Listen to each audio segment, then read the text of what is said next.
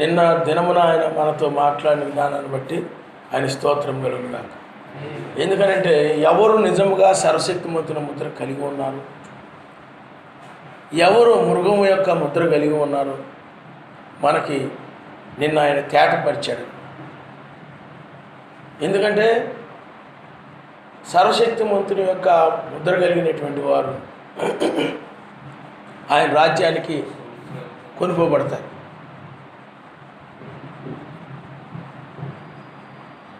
అలాగే మృగం యొక్క ముద్ర కలిగిన వారు నిత్య శిక్షలోకి వెళ్ళిపోతారు. అందువలన ఈ యొక్క మృగం యొక్క ముద్ర కలిగినటువంటి వారి గురించి మనం పూర్తిగా ఈ యొక్క ఉదయవేళ మనము నేర్చుకుందాం.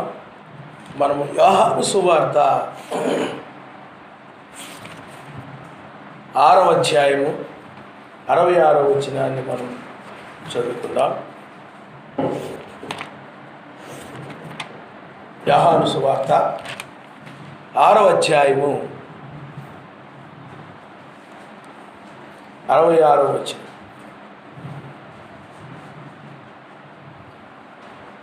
అరవై నుండి చదవండి, మనకు పూర్తిగా అర్థమవుతుంది. 60 నుండి 71 వరకు చదవండి.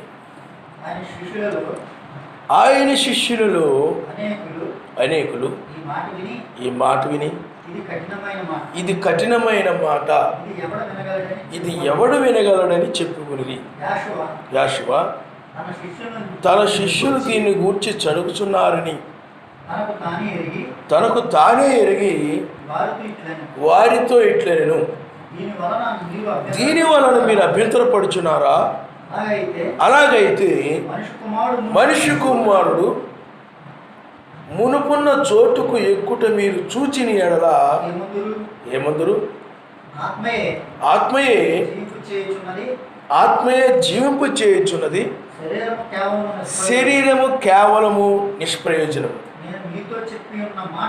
నేను మీతో చెప్పి ఉన్న మాటలు ఆత్మయు జీవమునై ఉన్నవి కనుక మీలో విశ్వసించిన వారు కొందరున్నారని వారితో చెప్పాను. విశ్వసించిన వారెవరు? తన్ను అప్పగింపబోవాడెవడో మొదటి నుండి యోషువకు తెలియదు. మరియు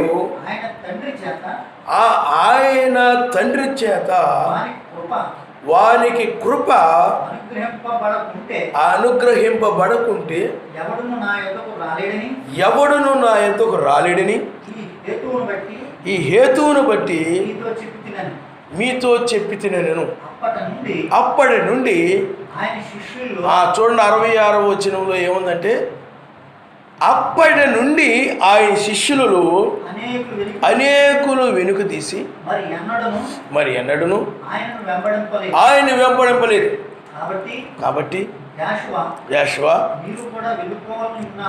మీరు కూడా వెళ్ళిపోవాలని ఉన్నారా అని 12 మందిని అడుగుగా సీమోను పేతురు, యోషువ ఎవని యొద్దకు వెళ్ళుదము? నీవే నిత్యజీవ మాటలు గలవాడు, నీవే సర్వశక్తిమంతుని పరిశుద్ధుడు అని మేము విశ్వసించి ఎరిగి ఉన్నామని ఆయనతో చెప్పెను. అందుకు యోషువ నేను మిమ్మల్ని 12 ఏర్పరచుకుని లేదా మీలో ఒకడు సాతాను అని వారితో చెప్పెను. సీమోను ఇస్కరియోతు కుమారుడైన యోదా 12 మందిలో ఒకడై ఉండి ఆయన నప్పగింపబోచుండెను కనుక వారిని గూర్చి ఆయన ఈ మాట చెప్పెను. చూడండి, నా శరీరము తిని నా రక్తము త్రాగువాడి నిత్య జీవము గలవాడు, అంచు దినమున వారిని నేను లేపుదును. నా శరీరము నిజమైన ఆహారమును నా రక్తము నిజమైన పానమును అయినదని చెప్పినప్పుడు కొంతమంది ఏం చెప్పారంటే, నీ శరీరం ఎవరు తింటారు, నీ రక్తం ఎవరు త్రాగుతారు అని కొంతమంది అభ్యంతరపడ్డారు. అయితే మెస్సియా నా తండ్రి ఆకర్షిస్తేనే ఎవరు కూడా నా యొద్దకు రాలేరని చెప్పాడు. చూడండి, ఇక్కడ సర్వశక్తిమంతుడు ఆకర్షిస్తేనే ఎవరైనా కానీ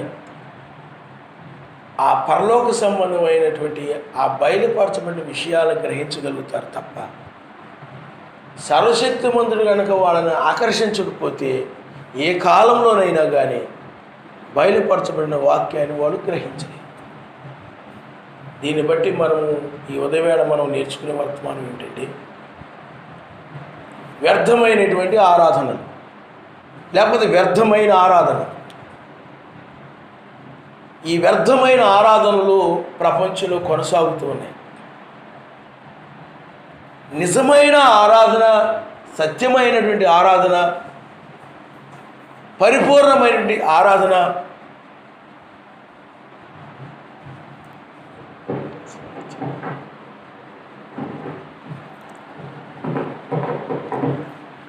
ఏమిటి అనంటే, సర్వశక్తిమంతుడు యొక్క ప్రత్యక్షత కలిగి ఆరాధించడం అనేటువంటిదే నిజమైనటువంటి ఆరాధన. ఆయన నామరిస్తాడు. హల్లెలూయా. అందుకని బైబిల్ ఏం చెప్తుందంటే, అక్షరము చంపును, ఆత్మ జీవింపచేయును. కాబట్టి ఇక్కడ వారు నా శరీరము తిని నా రక్తము త్రాగితేనే అన్నప్పుడు వారు ఆ యొక్క అక్షరానుసారంగా తీసుకున్నారే తప్ప ఆత్మ సంబంధంగా తీసుకొనలేదు. అక్షరానుసారంగా తీసుకున్నారు కనుక వాళ్ళకి ఆ వాక్యము వాళ్ళకి అర్థం కాలేదు. అందుకనే ఆత్మ ఎవరిలో అయితే ఉంటుందో వారికి ఆ వాక్యం అక్షరానుసారముగా ఉండదు కానీ ఆత్మ సంబంధంగా అర్థమవుతుంది. ఆయన నామమున స్తోత్రం. హల్లెలూయా. అందుకనే అక్షరము చంపును, ఆత్మ జీవింపచేయును. కాబట్టి ఇక్కడ వీళ్ళు అక్షరానుసారంగా తీసుకున్నారే తప్ప ఆత్మ సంబంధంగా తీసుకోలేదు. అక్షరానుసారంగా అంటే శరీరం అంటే శరీరము, రక్తం అంటే రక్తము. కాబట్టి నీ శరీరం ఎవరు తింటారు, నీ రక్తం ఎవరు త్రాగుతారు అన్నారు. కానీ దాని ఆత్మీయ భావం ఏమిటి? శరీరం అనగా ఆయన మన్నా, ఆయనకు వాక్యమై ఉన్నాడు. ఆయన శరీరం అనగా, ఆ రక్తం అనగా పరిశుద్ధాత్మ. దాని భావం ఏమిటంటే, నా యొక్క వాక్యమును భుజించేవాడు, నా పరిశుద్ధాత్మని ఆ త్రాగేటువంటి వాడు అని అర్థం. ఆయన నామరిస్తాను. హల్లెలూయా. కాబట్టి వాక్యము, అందుకనే బైబిల్లో ఉన్న వాక్యము అది మర్మముగా ఉన్నది. అందుకనే లోక జ్ఞానులకు, వివేకులకు ఆయన మరుగు చేసి పసిబాలురు వంటి వారికి ఆయన బయలుపరుస్తాడు. పసిబాలురు అంటే నేర్చుకునే స్వభావం కలిగిన వారు. ఈ లోక జ్ఞానం కలిగిన వారు అంటే మాకు అన్నీ తెలుసు, మాకేమి చెప్పక్కర్లేదు, బైబిల్లో ఏం చదివినా కూడా నాకు అర్థమైపోద్ది, నేను మంచి జ్ఞానం కలిగి ఉన్నాను, నేను ఆ తాత ముత్తాత దగ్గర నుండి కూడా మేమందరం కూడా భక్తి కలిగిన కుటుంబము, క్రైస్తవ కుటుంబము, మాకు అన్నీ తెలుసు అనే భావం కలిగిన వారు వాళ్ళు నేర్చుకోలేరు, వారు లోబడలేరు. అందువల్ల వాళ్ళు లోబడడానికి కానీ నేర్చుకోవడానికి కానీ ఇబ్బంది పడుతుంటారు వాడు. అందువలన వాళ్ళు ఆ యొక్క సత్యాన్ని వాళ్ళు గ్రహించలేరు. కానీ ఈ చిన్నపిల్లల వంటి వారిది ఆయన రాజ్యమని కూడా బైబిల్ చెప్తూ ఉన్నది. కాబట్టి అలాంటి వారే ఆయన రాజ్యానికి ప్రవేశిస్తారని బైబిల్ చెప్తూ ఉన్నది. కాబట్టి ఈ చిన్నపిల్లలు ఎలాగైతే నేర్చుకుంటూ ఉంటారో, నేర్చుకునే మనసు కలిగి ఉంటారు, తెలుసుకోవాలనే మనసు కలిగి ఉంటారో, అలాంటి వారికే ఆయన వాక్యాన్ని గ్రహించగలుగుతారని చెప్పాడు. అందుకని ఇక్కడ శిష్యులు ఉన్నారు, వాళ్ళు చిన్నపిల్లల వంటి మనసు కలిగిన వారు, వాళ్ళు నేర్చుకునేటువంటి మనసు కలిగిన వారు. అందుకని వారు ఆ శరీరమునకు అయినటువంటి అర్థాన్ని వాళ్ళు గ్రహించారు. అందుకని అవి నిత్య జీవపు మాటలు. ఆ శరీరం అనగా ఏమిటి చెప్పండి? నిత్య జీవపు మాటలై ఉన్నాయి. అందువల్ల ఆ దీనత్వము కలిగినటువంటి ఆ చిన్నపిల్లల స్వభావం కలిగినటువంటి వారు ఆ యొక్క సత్యమును గ్రహించారు. కానీ ఈ యొక్క అనేకులు వాళ్ళు అభ్యంతర పడిపోయి అక్షరానుసారంగా తీసుకొని వాళ్ళు ఏమైపోయారు? తప్పిపోయారు. అందువలన సర్వశక్తివంతుని ఆరాధించాలి అనంటే ఆ ప్రత్యక్షతతో కూడినటువంటి ఆరాధన. అందుకని ఆయన అంటాడు, నన్ను ఆరాధించు వారు ఆత్మతోనూ సత్యముతోనూ ఆరాధించాలి చెప్పాడు. ఆయన ఆత్మనగా సత్యమనగా, ఆత్మనగా రక్తము, సత్యమనగా వాక్యము అంటే ఆయన శరీరం. ఆయన ఆరాధించేటప్పుడు ఏం చేయాలి? నువ్వు ఆయన శరీరాన్ని కలిగి అంటే వాక్యాన్ని కలిగి, ఆయన రక్తాన్ని కలిగి నీవు ఆయన ఆరాధించాలి. ఆయన శరీరముతోనూ ఆయన రక్తముతోనూ నువ్వు ఆయన ఆరాధించాలంటే పరిశుద్ధాత్మతోనూ అలాగే సత్యముతోనూ ఆరాధించాలి. ఆయన నామమున స్తోత్రం. సత్యము ఉన్నదంటే అబద్ధమైనది కూడా ఉన్నదని అర్థం. సత్యము ఉన్నది, అబద్ధమైనది కూడా ఉన్నది. కాబట్టి అందువలన సత్యమనగా బయలుపరచబడినటువంటి వాక్యమే సత్యం. బయలుపరచబడినటువంటి వాక్యమే సత్యం. ఎందుకంటే మర్మముగా ఉన్నది.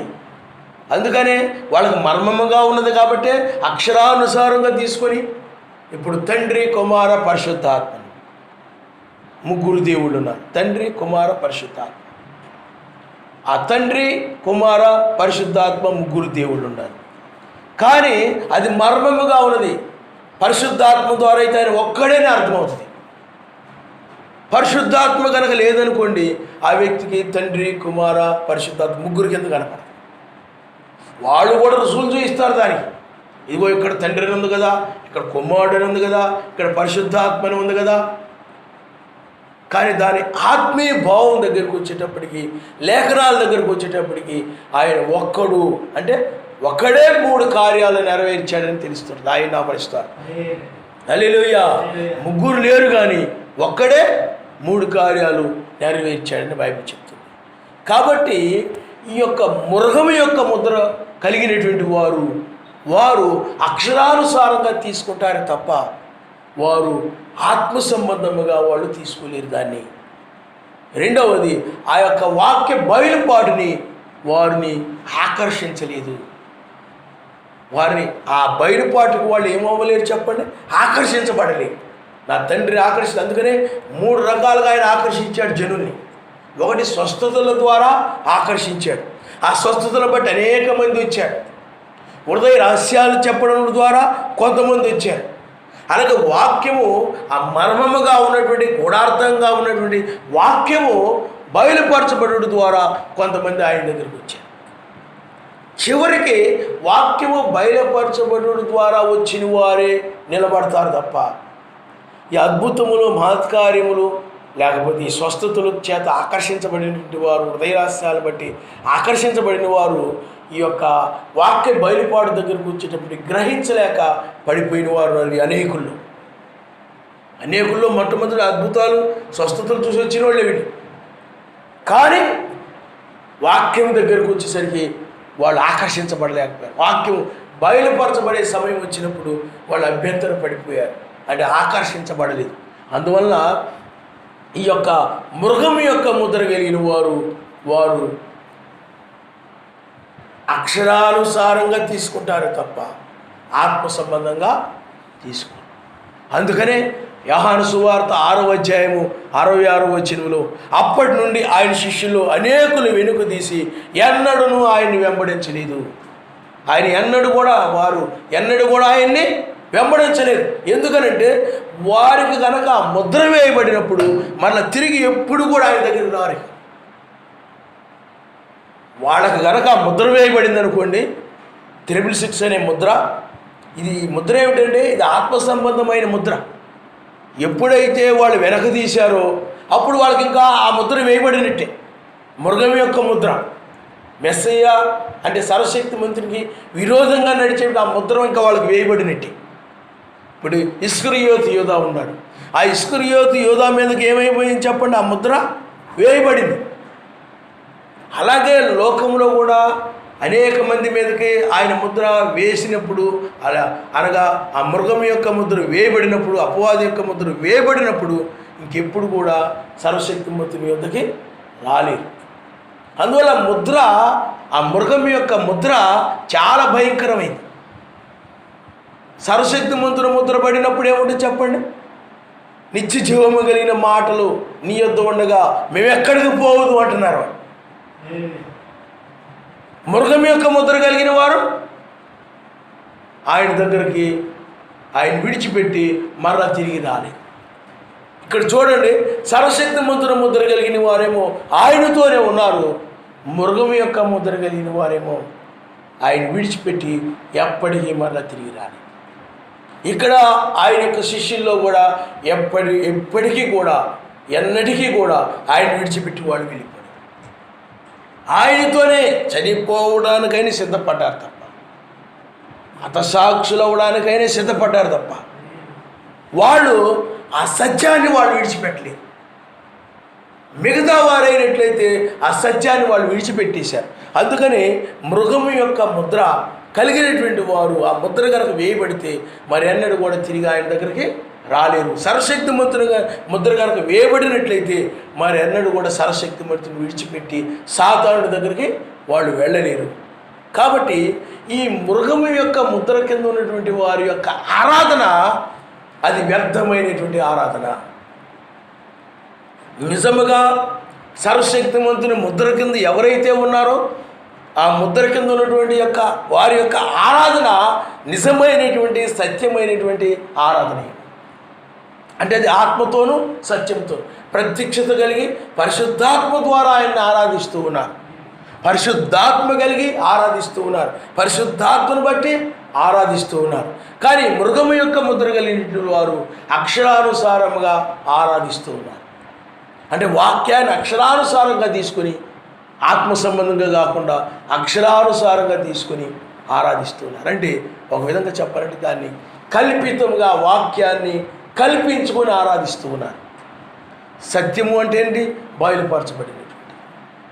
అలాగే ఈ యొక్క కల్పితమైన బోధ అంటే ఏమిటి చెప్పండి?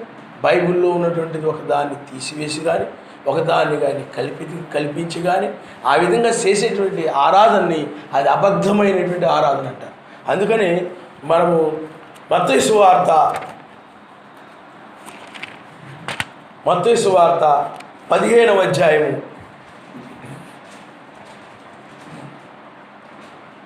9వ వచనాన్ని మనం ఒకసారి చూద్దాం. ప్రజలు తన పెదవులతో నన్ను కనపరుచుదురు కానీ వారి హృదయము నాకు దూరముగా ఉన్నది. మనుషులు కల్పించిన పద్ధతులు దైవోపదేశములని బోధించు వారు నన్ను వ్యర్థముగా ఆరాధిస్తున్నారు. చూడండి, మనుషులు కల్పించిన పద్ధతులు దైవోపదేశములని బోధించు నన్ను వ్యర్థముగా ఆరాధిస్తున్నారు. వారి యొక్క చూడండి, వారు పెదవులతో నన్ను గనపరచుదురు కానీ వారి హృదయం నాకు దూరంగా ఉన్నది. అంటే వీళ్ళు మనుషులు కల్పించిన పద్ధతులు దైవోపదేశములని బోధించు వ్యర్థముగా ఆరాధిస్తున్నారు. చూడండి, మొట్టమొదట ఆరాధన పెంతెకోస్తు పండుగ దినాన వారికి వాక్యము బయలుపరచబడింది. పరిశుద్ధాత్మ వాళ్ళ మీద కుమ్మరించబడినప్పుడు వాక్యం బయలుపరచబడింది. ఆ వాక్యం బయలుపరచబడినప్పుడు వాడు నామములోనే బాప్తిజం పొందాలని, అప్పుడు పరిశుద్ధాత్మని వరం ఇవ్వబడుతుందని, అప్పుడు అపోస్తుల బోధ సహవాసం ఎన్ని కలిగి ఉండాలని, అక్కడ వాక్యం బయలుపరచబడినప్పుడు ఆ వాక్యమును వాళ్ళు పొందుకుని వారు ఆ సత్యము ప్రకారముగా ఆ పరిశుద్ధాత్మను బట్టి వాళ్ళు ఆ విధంగా ఆరాధించారు. అంటే ఆత్మతోనూ సత్యముతోనూ ఆరాధించారు. వాళ్ళు ఆత్మతోనూ సత్యంతోనూ ఆరాధించారు. అంటే పరిశుద్ధాత్మ అనగా నామములో బాప్తిజం పొందడం ద్వారా పరిశుద్ధాత్మ వచ్చింది. ఆ పరిశుద్ధాత్మను బట్టి ఆనాడు వారికి బయలుపరచబడిన వాక్యము అంటే ఆ సత్యమును అనుసరించి నడవడమే ఆయన్ని ఆరాధించడం. ఆ విధంగా సత్యమును బట్టి వాళ్ళు ఆరాధించారు, ఆయన అనుసరించి నడిచారు. కానీ 325 నిశ్చయ సమావేశం దగ్గరికి వచ్చేటప్పటికి కల్పితమైనటువంటి బోధలు వచ్చేసాయి. బైబిల్లో లేనిటివి. అంటే బైబిల్లో ఆయన ఒక్కడనే చెప్తూ ఉంది కానీ ముగ్గురని చెప్పడం లేదు. కానీ బైబిల్లో ఎక్కడ కూడా త్రిత్వం అనే మాట లేనిది. బైబిల్లో ఒక్కడనే మాట బైబిల్లో రాయబడి ఉన్నది.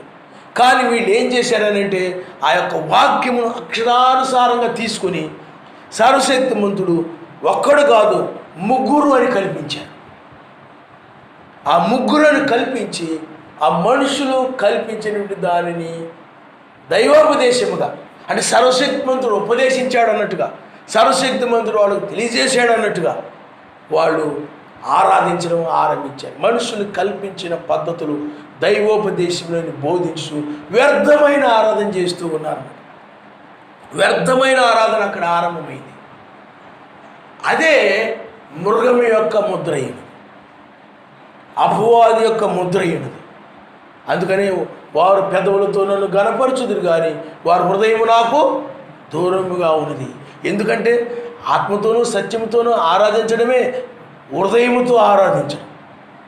నీవు ఆత్మ సత్యము లేకుండా ఆరాధిస్తే అది పెదవులతో ఆరాధించడమే తప్ప హృదయంతో ఆరాధించినట్టు అవ్వదు. కనుక వ్యర్థమైనటువంటి ఆరాధన అప్పుడు ఆరంభమైంది నిస్యా సమావేశం దగ్గర. అందువలన ఆ ఆరాధనని, ఆ వ్యర్థమైన ఆరాధనని సర్వశక్తిమంతుడు ఏమాత్రము కూడా గుర్తించలేదు. అక్కడ వారు పాడే పాటలు కావచ్చు, వారు వాయించే సంగీతాలు కావచ్చు, వారు ప్రకటించే సువార్త కావచ్చు, వారు లేకపోతే పెద్ద పెద్ద మందిరాలు అవి కట్టించి, లేకపోతే అనేక దాన ధర్మాలు చేయడము, లేకపోతే విదేశాలకు వెళ్ళి సువార్త చేయడము, ఏవో చేస్తూ ఉన్నారు. కానీ అవన్నీ కూడా ఆత్మతోనూ సత్యముతోనూ జరిగేటువంటివి కాదు. కాబట్టి అవన్నీ కూడా వ్యర్థమైపోయాయి అన్నమాట. సమస్తం ఎటువంటి ప్రతిఫలాన్ని ఇచ్చేవి లేవు, ఎలాంటి బహుమానాన్ని ఇచ్చేవి లేవు. వాళ్ళు ఎలాంటి కళలు కన్నప్పటికీ, ఎలాంటి దర్శనాలు కన్నప్పటికీ, ఎలాంటి అద్భుతాలు చూసినప్పటికీ, ఎలాంటి మహత్కార్యాలు జరిగించినప్పటికీ, వాళ్ళ జీవితంలో ఇన్ని స్వస్థతలు జరిగినప్పటికీ కూడా ఆ నిత్యరాజ్యంలోనే ప్రవేశించకపోతే సమస్తము వ్యర్థమే. మీకు అర్థమైందా? ఇప్పుడు ఒక రైతు ఉన్నాడు అనుకోండి, ఆ రైతు పొలంలో పంట వేస్తాడు. ఆ పొలంలో పంట దేనికి వేస్తాడంటే ఆ భూఫలం నిమిత్తమే వేస్తాడు పొలంలో పంట. అతడు ఆ యొక్క పొలంలో ఆ పంట వేసినప్పుడు, లేకపోతే ఆ పంట వేయకముందు దగ్గర నుండి కూడా ఆ పొలంలో చాలా ప్రయాసపడి ఆ పొలాన్ని దున్నుతాడు. దాంట్లో ఉన్న రాళ్ళు, రప్పలు, గడ్డు, లేకపోతే కొమ్మలు, లేకపోతే పిచ్చి చెట్లు మొత్తం ఏరి పక్కనేస్తాడు. దాన్ని చక్కగా నీళ్లు పెడతాడు, చాలా శ్రమ పడతాడు. ఎండైనా వర్షమైనా వెళ్ళి ఆ యొక్క పొలాల్లో ఆ మొక్కలని సొంత పిల్లల్లాగా చూసుకుంటాడు. అతను ఎన్నో రకాలుగా వాటిని కాపాడడం కోసం చుట్టూ కంచి వేస్తాడు. లేకపోతే ఆ యొక్క ఒడిసెలు తీసుకొని ఆ పక్షులు వచ్చి దాని మీదకి వచ్చి రాలకుండా, ఆ పంటను నాశనం చేయకుండా, ఆ యొక్క పంట చేతికి వచ్చే వరకు కూడా దానికోసం ప్రయాసపడుతూ ఉంటాడు. మనం లోకంలో మనం చూస్తే రైతు అలాగా ప్రయాసపడి చేస్తున్నాడు. కానీ అతని చేతికి పంట వచ్చింది, దాన్ని బట్టి సంతోషపడిపోతాడు, ఆనందపడిపోతాడు. ఎందుకనంటే తనకు కష్టానికి తగినటువంటి ప్రతిఫలం వచ్చింది కాబట్టి, తన శ్రమ పడినటువంటి దానికి తగినటువంటి ప్రతిఫలము ఆ ధాన్యమే కాబట్టి, దానికోసము అతడు ప్రయాసపడ్డాడు కాబట్టి ఆ ప్రతిఫలం వచ్చింది కాబట్టి దాన్ని బట్టి అతడు సంతోషపడిపోతాడు, దాన్ని బట్టి అతడు ఆనందపడిపోతాడు. కానీ అదే ఇంకొక రైతు అలాగే కష్టపడ్డాడు, అలాగే శ్రమ పడ్డాడు, అలాగే ప్రయాసపడ్డాడు. వర్షములను శ్రమ యొక్క చలిగాలిలో కూడా ఆ పొలం దగ్గరికి వెళ్ళిపోయి అక్కడ ఏమైనా ఉన్నాయా, అవి ఉన్నాయని పొద్దుటే 4 గంటలకు లేకపోతే వెళ్ళిపోయి అక్కడే కూర్చొని, లేకపోతే పందులు, అడవి పందులు ఏమో రాకుండా అన్నీ చూసుకొని చాలా జాగ్రత్త చేసుకున్నాడు. కానీ అది ఏమాత్రం కూడా పంటకు రాలేదు. కానీ అప్పుడు ఏమైపోయింది చెప్పండి? అతను కష్టపడినటువంటి శ్రమ కానీ ఆ యొక్క అన్నీ కూడా వృధా అయిపోయినట్టే, వేస్ట్ అయిపోయినట్టే. ఏ ప్రతిఫలం లేకపోయినట్లయితే, ఏ ధాన్యము అది కనుక ఆ పొలంలో నుండి రాకపోయినట్లయితే అదంతా కూడా వృధా అయిపోయినట్టు లెక్క, వ్యర్థమైనటువంటి ప్రయాస కింద మిగిలిపోయినట్టు లెక్క.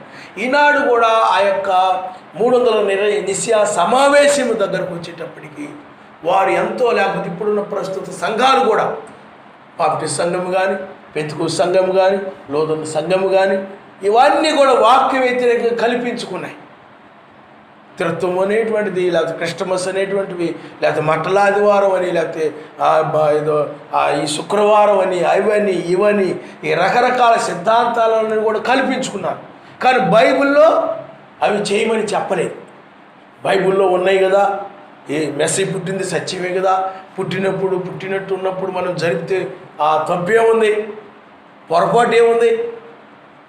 మీకు అర్థమైందా? ఆ రోజు క్రిస్టమస్ జరిపి దానికి చాలా సక్రంగా, చాలా శుభ్రంగా, చాలా అందంగా డెకరేషన్ చేసి దానికి చాలా అందరిని పిలిచి మంచి మంచి బట్టలు వేసుకొని మంచి మంచి భోజనాలు వండుకొని, ఈ బుధవారం కావచ్చు, ఇంకోటి కావచ్చు ఎంతో గొప్ప పాస్టర్ని, మంచి పేరున్న పాస్టర్ని పిలిపించుకొని పెద్ద మీటింగులు పెట్టి ఆ కేకులు కట్ చేసి మంచి మంచి భోజనాలు పెట్టి మంచి మంచి ఎన్నెన్నో చేసినప్పటికీ కూడా అవన్నీ కూడా వ్యర్థమైనవి. ఎందుకంటే అది కల్పితం. ఎందుకు కల్పితం అంటే బైబిల్లో దాన్ని ఎవరు చేయలేదు. బైబిల్లో దాన్ని ఎవరు కూడా బైబిల్లో ఎవరు కూడా ఆ విధంగా ఆరాధించలేదు. బైబిల్లో ఎక్కడ కూడా ఆ విధంగా ఆరాధించమని చెప్పలేదు.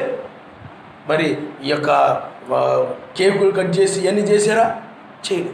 ఆయన పుట్టినప్పుడు తూర్పు దేశపు జ్ఞానులు వచ్చారు, అలా గొర్రెలు కాపర్లు మొదలైన వాళ్ళు వచ్చారు, ఆయన్ని ఆరాధించారు, వెళ్ళారు. కానీ అప్పుడు ఆయన నిజముగా శిశువుగా ఉన్నాడు, ఆయన జన్మించాడు, స్వయంగా ఆయన్ని ఆరాధించాడు, ఆయన్ని ఆరాధించాడు. అప్పుడు ఆయన ఆరాధించారు, ఆయన చనిపోయాడు, ఆయన తిరిగి లేచాడు. ఇప్పుడు ఆయన మరలా తిరిగి వచ్చాడు. కానీ ఇప్పుడు మరలా ఆయన్ని ఆరాధించమని ఎక్కడ కూడా చెప్పలేదు బైబిల్లో. కానీ రోమన్ క్యాథలిక్ సంఘం ఉంది. ఆ రోమన్ క్యాథలిక్ సంఘం అనేటువంటి మహావేశి అని బైబిల్ చెప్తాం. ఆ రోమన్ క్యాథలిక్ సంఘము అంతా కూడా విగ్రహారాధనతో నింపబడిపోయింది.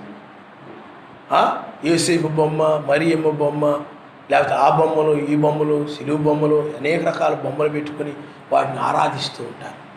అవన్నీ కూడా కల్పితమైనవి.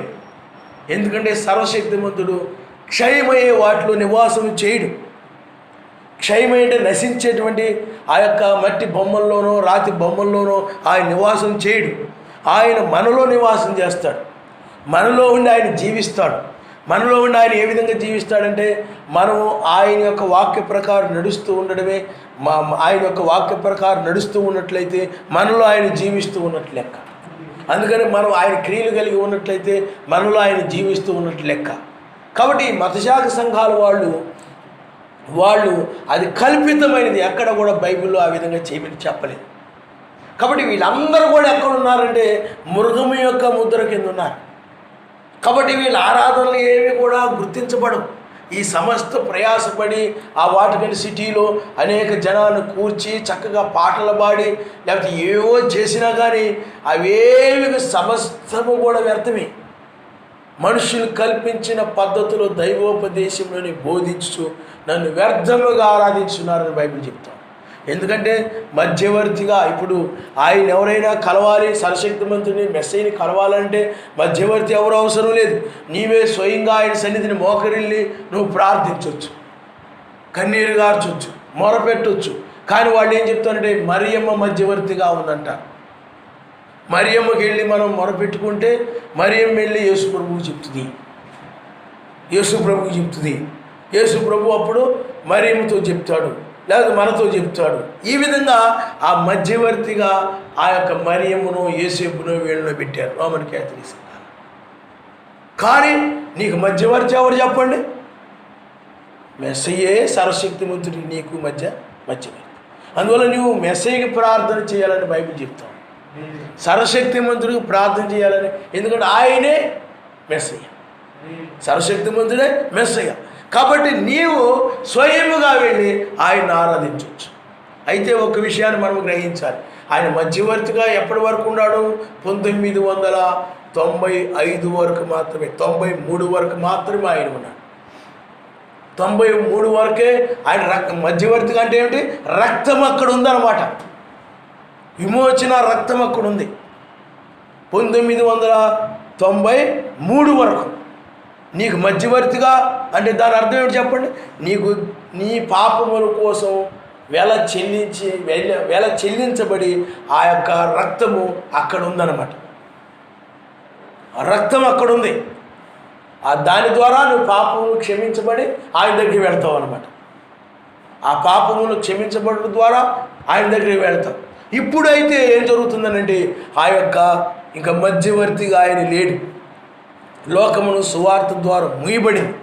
ఇప్పుడు ఆయన మధ్యవర్తిగా లేడు, కానీ ఇంకా ఆయన ఇప్పుడు న్యాయాధిపతిగా ఆయన ఉన్నాడు, న్యాయాన్ని తీర్చేవాడుగా ఆయన ఇప్పుడు ఉన్నాడు. కాబట్టి మనము ఆరాధించేటువంటి ఆరాధన ఎలాంటిది అని అంటే ప్రత్యక్షతతో కూడినటువంటి ఆరాధన. అలాగే రోమన్ క్యాథలిక్ సంఘం కానీ, లూథరన్ సంఘం కానీ, చాలా సంఘాలన్నీ కూడా అవి మనుషులు కల్పించిన పద్ధతులతో పాటు దైవోపదేశములను బోధించుతూ వాటిని ఆరాధిస్తున్నారు. అందుకని కల్పనా వాక్యములు చెప్పుచూ మీ వలన లాభము సంపాదించుకుందరని బైబిల్లో చెప్పబడింది. కల్పనా వాక్యములు చెప్తూ ఉన్నారు. కల్పితమైన అంటే బైబిల్లో ఒకటి తీసివేసిన లేకపోతే ఒకటి కలిపినది శాపమని బైబిల్ చెప్తుంది. దానికి ఆధారములు కావాలి, దానికి ఆధారాలు ఉండాలి. ఇప్పుడు చాలా సంఘాలు, ఇప్పుడు మనం బ్రహ్మాంబేడ్ సంఘాలు ఉన్నాయి, మనకు వధువు సంఘాలు ఉన్నాయి. ఆ వధువు సంఘాల్లో బ్రహ్మాం గారు 1963లో వచ్చిన మేఘము దర్శనం అని చెప్పాడు. అది దర్శనము, అది వాక్యం అని చెప్పాడు. కానీ అది వాక్యము, ఆ మేఘము ఏమైనా చెప్పండి, ఏదో బొమ్మ కాదు, అది వాక్యం, ఆ దర్శనం. అది ఆ రోజుల్లో ఫోటో తీశారు, దాన్ని ఆకాశంలో ఏర్పడింది ఆ మేఘం, దాన్ని ఫోటో తీశారు. దాని గురించి బ్రహ్మాం గారు ప్రార్థించినప్పుడు అది వాక్యమని ఆయన బయలుపరచబడింది. వాక్యమని బయలుపరచబడింది, కానీ ఆ వాక్యం ఏమిటో ఆయన చెప్పలేదు. అది 7వ ముద్ర అని చెప్పాడు ఆయన, కానీ 7వ ముద్ర ఏమిటో చెప్పలేదు. అది బయలుపరచబడలేదు ఆయన బయలుపరచబడకపోతే అది 2వ రాకడలోనే బయలుపరచబడుతుంది తప్ప ఇప్పుడు బయలుపరచబడదని చెప్పాడు. కాబట్టి అది నేడు మనకి బయలుపరచబడింది. ఆ వాక్యం ఏమిటంటే 2వ రాకడకు సంబంధించిన వాక్యం. ఇదిగో వాని క్రియలు చొప్పున ప్రతి వానికి జీతం ఇచ్చుటకు నేను వచ్చిన. ఆ వాక్యం ఇప్పుడు బయలుపరచబడింది. ఈ దినాన మనకు బయలుపరచబడిన వాక్యము 2వ రాకడకు సంబంధించిన వాక్యం ఇది. ఆయన మధ్యాకాశానికి వస్తున్నాడు. కాబట్టి నువ్వు ఇప్పుడు ఇది తెల్లవారుజాము పునరుద్ధాన సమయము, ఆయన్ని మనం మధ్యాకాశంలో కలుసుకుంటాము. కాబట్టి ఈ యొక్క తెల్లవారుజామును పైకెక్కి రమ్ము అనేటువంటి వర్తమానం అన్నమాట ఇప్పుడంతా. ఈనాడు అది బయలుపరచబడింది. అంటే ఇది ప్రత్యక్షతతో కూడినటువంటి ఆరాధన, ఆత్మతోనూ సత్యముతోనూ ఆరాధించడం. అంటే మనం నామూల బాప్తిజం పొందడం ద్వారా పరిశుద్ధాత్మ కలిగి ఉన్నాం. ఆ పరిశుద్ధాత్మ కలిగి బయలుపరచబడిన వాక్యమును మనము దాన్ని అనుసరిస్తూ ఉన్నాం. దాని ప్రకారం మనం ఆయన్ని ఆరాధిస్తూ ఉన్నాం. దాని ప్రకారం మనం ఆయన్ని స్తుతిస్తూ ఉన్నాం. దాని ప్రకారం ఆయన్ని మన కృతజ్ఞతాస్తుతులు చెల్లిస్తున్నాం. దాని ప్రకారం ఆయన్ని మనం మహింపరుస్తున్నాం.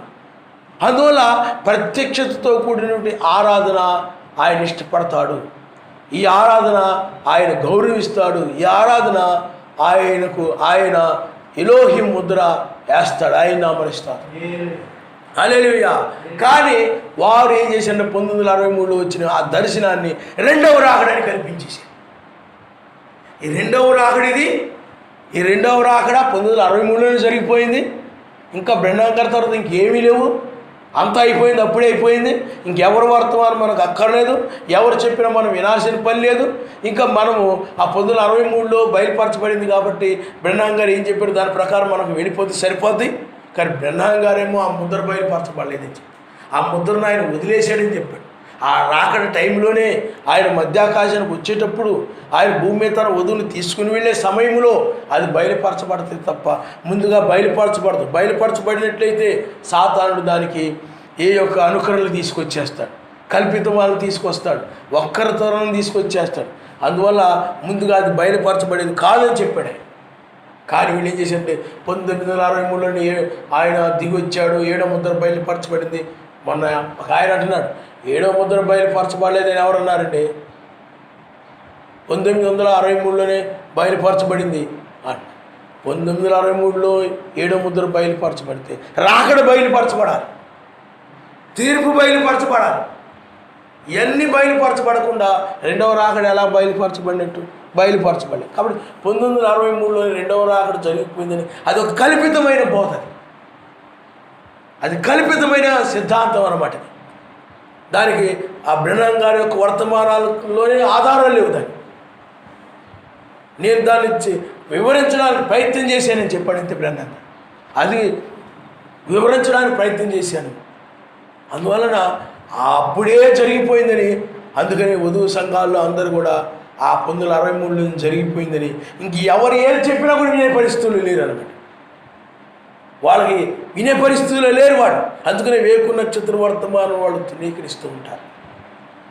అదే మరి బ్రహ్మాం గారి పరిచర్యలో పేతురు రాసిన 2వ పేతురు రాసిన పత్రిక 1:19 నెరవేరలేదు కదండి, నెరవేరలేదు అంటారు. మరి ఎప్పుడు నెరవేరుతుందంటే చెప్పరు. మరి అది ఎప్పుడు నెరవేరుతుందంటే చెప్పరు. మరి రోమిలు రాసిన పత్రిక 13వ అధ్యాయము 11, 14 నిద్ర మేల్కొని వేళని ఉంది. మరి 19 అర్ధరాత్రే వదిలి వెళ్ళిపోద్ది. అర్ధరాత్రి కేకనుంది బైబిల్లో, అర్ధరాత్రే వదిలి వెళ్ళిపోద్ది అంట. మరి నిద్ర మేల్కొని వేళ సంగతి ఏంటంటే చెప్పట్లేదు. మరి చెప్పాలి కదా దానికి. మరి అర్ధరాత్రి వెళ్ళిపోతే మరి ఈ లేఖన సంగతి ఏంటి? మరి వేకు నక్షత్రం బ్రహ్మం గారి పరిచయంలో ఇది నెరవేరలేదు. మరి దీని సంగతి ఏంటి? ఈ లేఖనాలు ఎప్పుడు నెరవేరుతాయి అంటే జవాబు చెప్పడం లేదు. అదిగో 1963లోనే జరిగిపోయింది. ఇదంతా కూడా ఏమైనా చెప్పండి, కల్పితమైనది. మనుషులు కల్పించారు దీన్ని. 2వ రాకడ యొక్క ఆ దర్శనాన్ని 2వ రాకడ కింద మార్చేసి ఇదిగో ఆ మేఘం ఏర్పడింది, ఆ రాకడ అప్పుడే జరిగిపోయింది. ఇంకా మనం ఆ ఫిలోమోను ఇంకా ఆల్రెడీ చెప్తూ ఉన్నారు ఆ వేకు నక్షత్రం 2వ రాకడని. కాబట్టి అవన్నీ మనం నమ్మాల్సిన పని లేదు, అప్పుడే జరిగిపోయింది అంటే దీన్ని బట్టి మనకు అర్థమైంది ఏంటంటే వాక్యం బయలుపాటు జరుగుతుంది ఇక్కడ. మరి అప్పుడే జరిగితే వాక్య బయలుపాటు జరగాలి కదా. మరి ఏది? మరి 1963లోనే జరిగింది అనుకోండి 2వ రాకడ. మరి 2వ రాకడ సంబంధించిన లేఖనాలన్నీ బయటికి రావాలి. 2వ రాకడ సంబంధించిన లేఖనాలను విప్పబడాలి. ఈనాడు మనకి అది తీర్పు దినమని, భయంకరమైన మహాదినమని ఈ లేఖనాలన్నీ బయటకు వచ్చేస్తున్నాయి. పునరుద్ధానం అని, లేకపోతే శ్రమలు భూమి మీదకి రాబోతున్నాయి అని ఈ యొక్క లేఖనాలన్నీ బయటకు వచ్చేస్తున్నాయి. కానీ ఈ లేఖనాలను బ్రహ్మాం కాలం టైంలో బయటకు రాలేదు, వాక్య బయలుబాటు కలగలేదు. కానీ 1963లో 2వ రాకడ జరిగిపోయింది అనేటువంటి ఆ బోధ కల్పితం. అది కల్పించి అది దైవోపదేశం అన్నట్టుగా బోధించుతూ ఆరాధించుతున్నారు. కానీ అది వ్యర్థమైన ఆరాధన. ఈనాడు వధువు సంఘాల్లో 1963లోనే ఆ యొక్క రాకడ జరిగిపోయిందని ఆరాధిస్తున్న సంఘాలు అనేకమైన ఉన్నాయి ప్రపంచంలో. వాళ్ళు కూడా బ్రహ్మాం గారి ప్రవక్త ముద్దల గురించి, సంఘకాలాల గురించి అనేక విషయాలు వాళ్ళు బోధించుకుంటూ ఉంటారు. కానీ ఆ ఆరాధనంతా కూడా వ్యర్థమే. ఎందుకంటే దాని గురించి ప్రత్యక్షత వాళ్ళకి లేదు. ఆయన రాకడంటే 2వ రాకడంటే అది అదృశ్యమైన రాకడనేది బైబిల్. అది దృశ్యమైనది. మొదటి రాకడ చూడండి, అదేమిటంటే దృశ్యమైనటువంటిది, అంటే కంటికి కనబడేది. ఆయన కంటికి కనబడ్డాడు అప్పుడు మొదట. అలాగే 1963లో ఏర్పడిన ఆ మేఘము దృశ్యమైనది, అది కంటికి కనబడేది. కానీ 2వ రాకడ ఏంటంటే అదృశ్యమైనది. అదృశ్యమైనదంటే అది ఆయన ఏర్పాటులో ఉన్న వారికే తెలుస్తుంది తప్ప మిగతా వాళ్ళకి తెలియదు. మరి 1963లో మేఘము అది ప్రపంచమంతా ప్రకటించబడింది, ప్రపంచమంతా తెలిసిపోయింది. మరి నీతిమంతుడికి ఎక్కడ తెలిసినట్టు? అది ప్రపంచం అందరూ చూశారు ఆ రాకడ. కానీ అది 2వ రాకడ కాదు. కాబట్టి 2వ రాకడ అంటే ఏంటంటే అదృశ్యంగా జరిగేది. అదృశ్యంగా జరగడం అంటే అది నీతిమంతులకే తెలుస్తుంది తప్ప మిగతా వాళ్ళకి తెలియదు. అందుకే దాని గురించి చెప్పాడు. ఏం చెప్పండి? పొందిన వారికే తప్ప మరి ఎవరికి చెందదని చెప్పాడు. అంటే ఆయన యొక్క రాకడంటే ఆయన రాజ్యముగా బయలుపరుచుకోవడమే ఆయన రాకడైనది. ఆయన నామనిస్తాం. హల్లెలూయా. ఇప్పుడు దీన్ని కంటితో మనం చూడగలమా? నీతి, సమాధానము, పరిశుద్ధాత్మ కంటితో కనపడుతుంది. ఆ మేఘం అయితే కంటిలో కళ్ళతో మనం దాన్ని చూడగలుగుతుంటాం. దాన్ని దృశ్య రాకడ అంటారు, దీన్ని అదృశ్య రాకడ అంటారు. అందుకనే ఈ యొక్క శరీరం అనేటువంటిది అదే నీతి, సమాధానం, పరిశుద్ధాత్మ ఆనందమే ఆయన యొక్క శరీరం. ఎందుకంటే ఆయన నీతిమంతుడై ఉన్నాడు, ఆయన ఆ సమాధానకర్త అయి ఉన్నాడు, ఆయన పరిశుద్ధాత్మ ఆనందమై ఉన్నాడు. 3 కార్యాలు ఆయనలో జరిగాయి. నోహ కాలంలో నీతి ఆయనే చేసి ఆయనలోనే జరిగింది. అది సమాధానం రక్తము ద్వారా, అది ఆయన ద్వారా జరిగింది. ఇప్పుడు పరిశుద్ధాత్మ ద్వారా ఆయన ద్వారా జరుగుతాం. కాబట్టి ఇప్పుడు ఆయనే రాజ్యమై ఉన్నాడు. కాబట్టి దీన్ని అదృశ్య రాకడ, అదృశ్య శరీరం అంటారు. అందుకనే బ్రహ్మాం గారు చెప్పారంటే ఆ మేఘము వధువు యొక్క మహిమ శరీరం అని చెప్పాడు. ఈనాడు ఆ శరీరము వాక్య రూపంగా మనకు బయలుపరచబడింది. అది మేఘంగా కళ్ళకు కనపడింది, ఇప్పుడు అది అదృశ్యంగా కనపడుతుంది అనమాట. ఆ నీతి సమాధాన పరిశుద్ధ ఆత్మేంద్ర ఆనందమే అదృశ్య శరీరం అంటారు, దాన్ని మహిమ శరీరం అంటారు. నువ్వు ఎప్పుడైతే ఈ దృశ్య శరీరము అంటే కంటికి కనబడే ఈ శరీరము ఆ నీతి సమాధానము పరిశుద్ధ ఆత్మేంద్ర ఆనందం కలిగిన శరీరానిగా ఎప్పుడైతే దాన్ని ధరించుకుంటుందో, ఆ నీతిని సమాధాన పరిశుద్ధ ఆత్మేంద్ర ఆనందాన్ని ధరించుకుంటుందో, అప్పుడు ఈ దృశ్యమైన శరీరము అదృశ్యమైన శరీరాన్ని ధరించుకున్నట్లే ఆయన నామనిస్తారు. అంటే మర్త్యమైనటువంటి శరీరము అమర్త్యమైన శరీరాన్ని ధరించుకున్నట్లే, అది వాక్య శరీరం అంటారు. ఇదేమో మామూలు శరీరం, ఇది రక్తమాంసం కలిగిన శరీరం, ఇదేమో వాక్య శరీరం.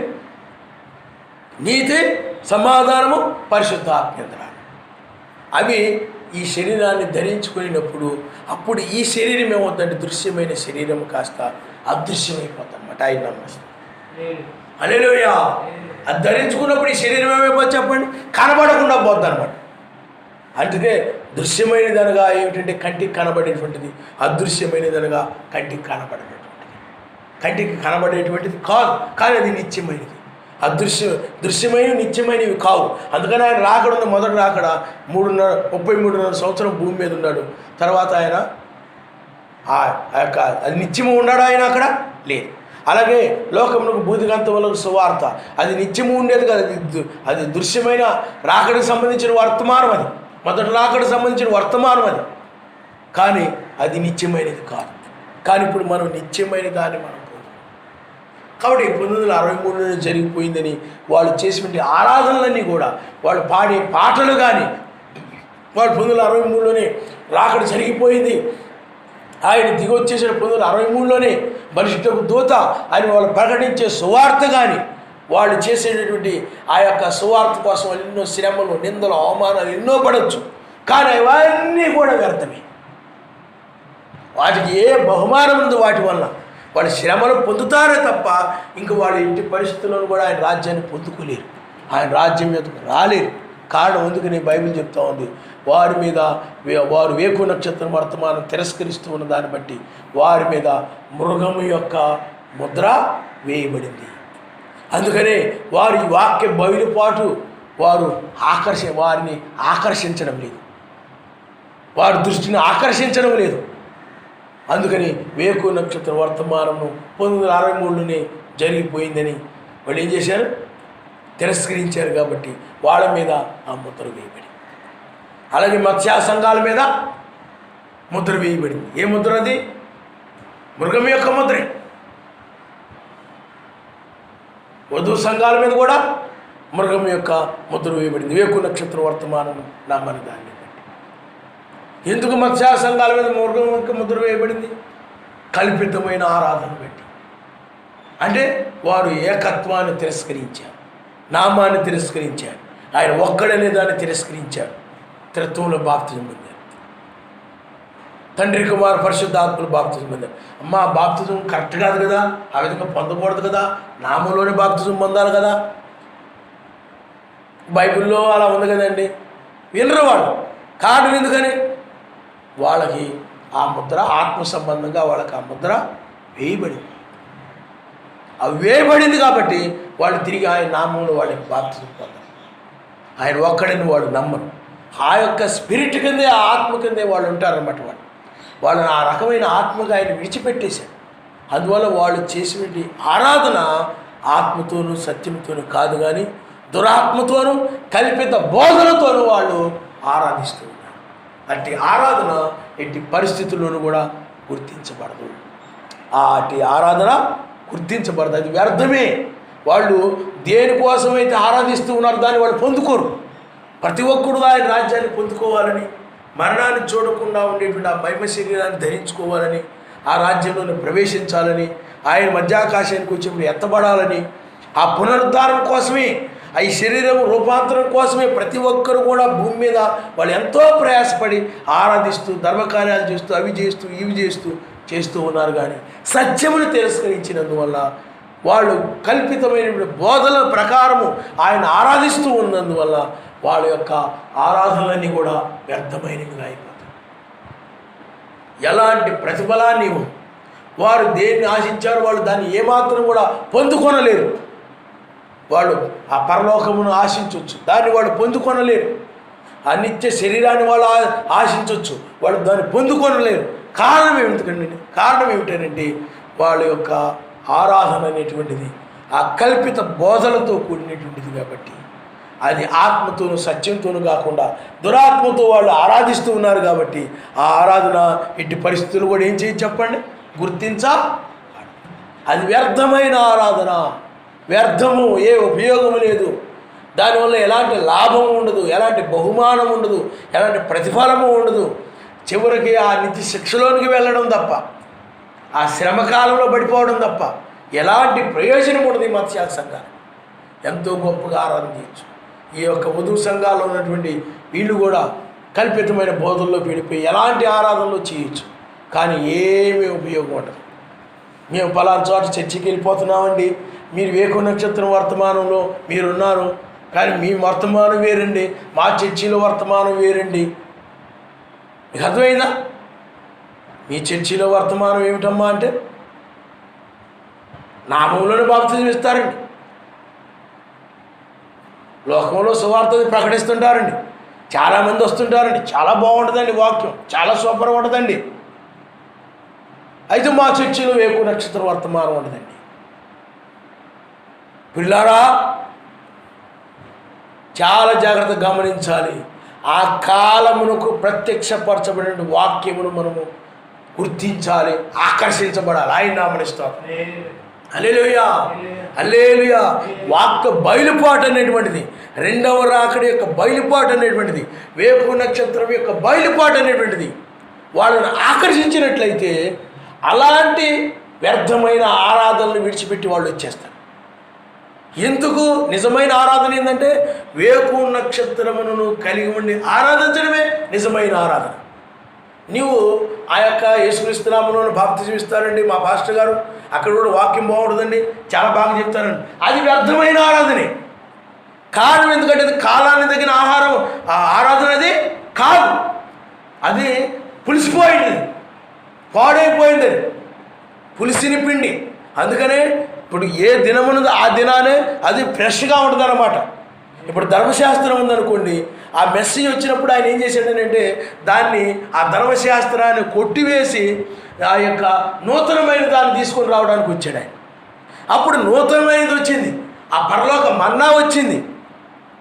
మీకు అర్థమైందా? ఆ మన్నా ఆయనే, నేనే ఆ మన్నా ఉన్నానని చెప్పాడు ఆయన. పరలోకం నుండి వచ్చాడు ఆయన, ఆ మన్నా ఫ్రెష్గా వచ్చింది. కానీ వాళ్ళ ధర్మశాస్త్రం అనేటువంటి ఆ మన్నాని పులిసిపోయిన దాన్ని భుజిస్తున్నారు. కానీ ఉపయోగం ఏమైనా ఉందా? వ్యర్థమది. పులిసిన పిండి కొంచెమైనను ముద్దంతా కూడా ఏం చేస్తే చెప్పండి, మొత్తాన్ని పులిగి చేస్తుంది, మంచిదాన్ని కూడా పాడు చేసేస్తుంది. అలాంటి వాడు అనమాట పరిశీలి సద్దుకీయులు, ప్రధాన యాజకులు. ఈనాడు కూడా సంఘాల్లో ఉన్నటువంటి ఆ నామము ఆయన ఒక్కడే, ఇంకా లోకమును సువార్త, యేసే రక్షకుడు, మీ రక్షణ పొందండి, ఇంకా లోకమునకు సువార్త ఇంకా ప్రకటించాలి, ప్రపంచం మొత్తం యొక్క సువార్త ప్రకటించాలి, ఇంకా అనేక సంఘాలు స్థాపించాలి అనేటువంటి ఆ లోకంలో ఇక అనేక మంది అన్యులను, పాపులను, ఈ త్రాగుబోతులు, రకరకాల వాళ్ళందరూ ఉన్నారు. వాళ్ళందరూ కూడా మనం మార్చాలి, ఆ నామం క్రిందకు తీసుకొని రావాలి. ఇక విగ్రహారాధన, అన్యాచారాలు, అన్ని పద్ధతులు వాళ్ళందరూ కూడా మనం మార్చాలి. ఆ విధానం అంతా ఏమైనా చెప్పండి, పులిసిపోయిన పిండి. అది గతమును, అది లౌదీ సంఘకాలంలో, అది సాయంకాలము అర్ధరాత్రి కోడిగూసే వేళకు సంబంధించిన వర్తమానం. ఆ వర్తమానం పులిసిపోయింది. వేకు చుక్క వచ్చినప్పుడు ఈ యొక్క నక్షత్రములను, అనగా 7 సంఘకాలము 7 నక్షత్రములను, ఆ వర్తమానమును ఆయన ఉపయోగించుకున్నాడని బైబిల్ చెప్తుంది. ఆయన నామనిస్తాడు. హల్లెలూయా. నేను 1996లో సువార్తకు వచ్చినప్పుడు ఈ యొక్క వేకు నక్షత్రం గురించి బయలుపరచబడినప్పుడు ఆయన ఒకటే చెప్పాడనమాట, ఈ యొక్క ఇది నిత్య నిబంధన.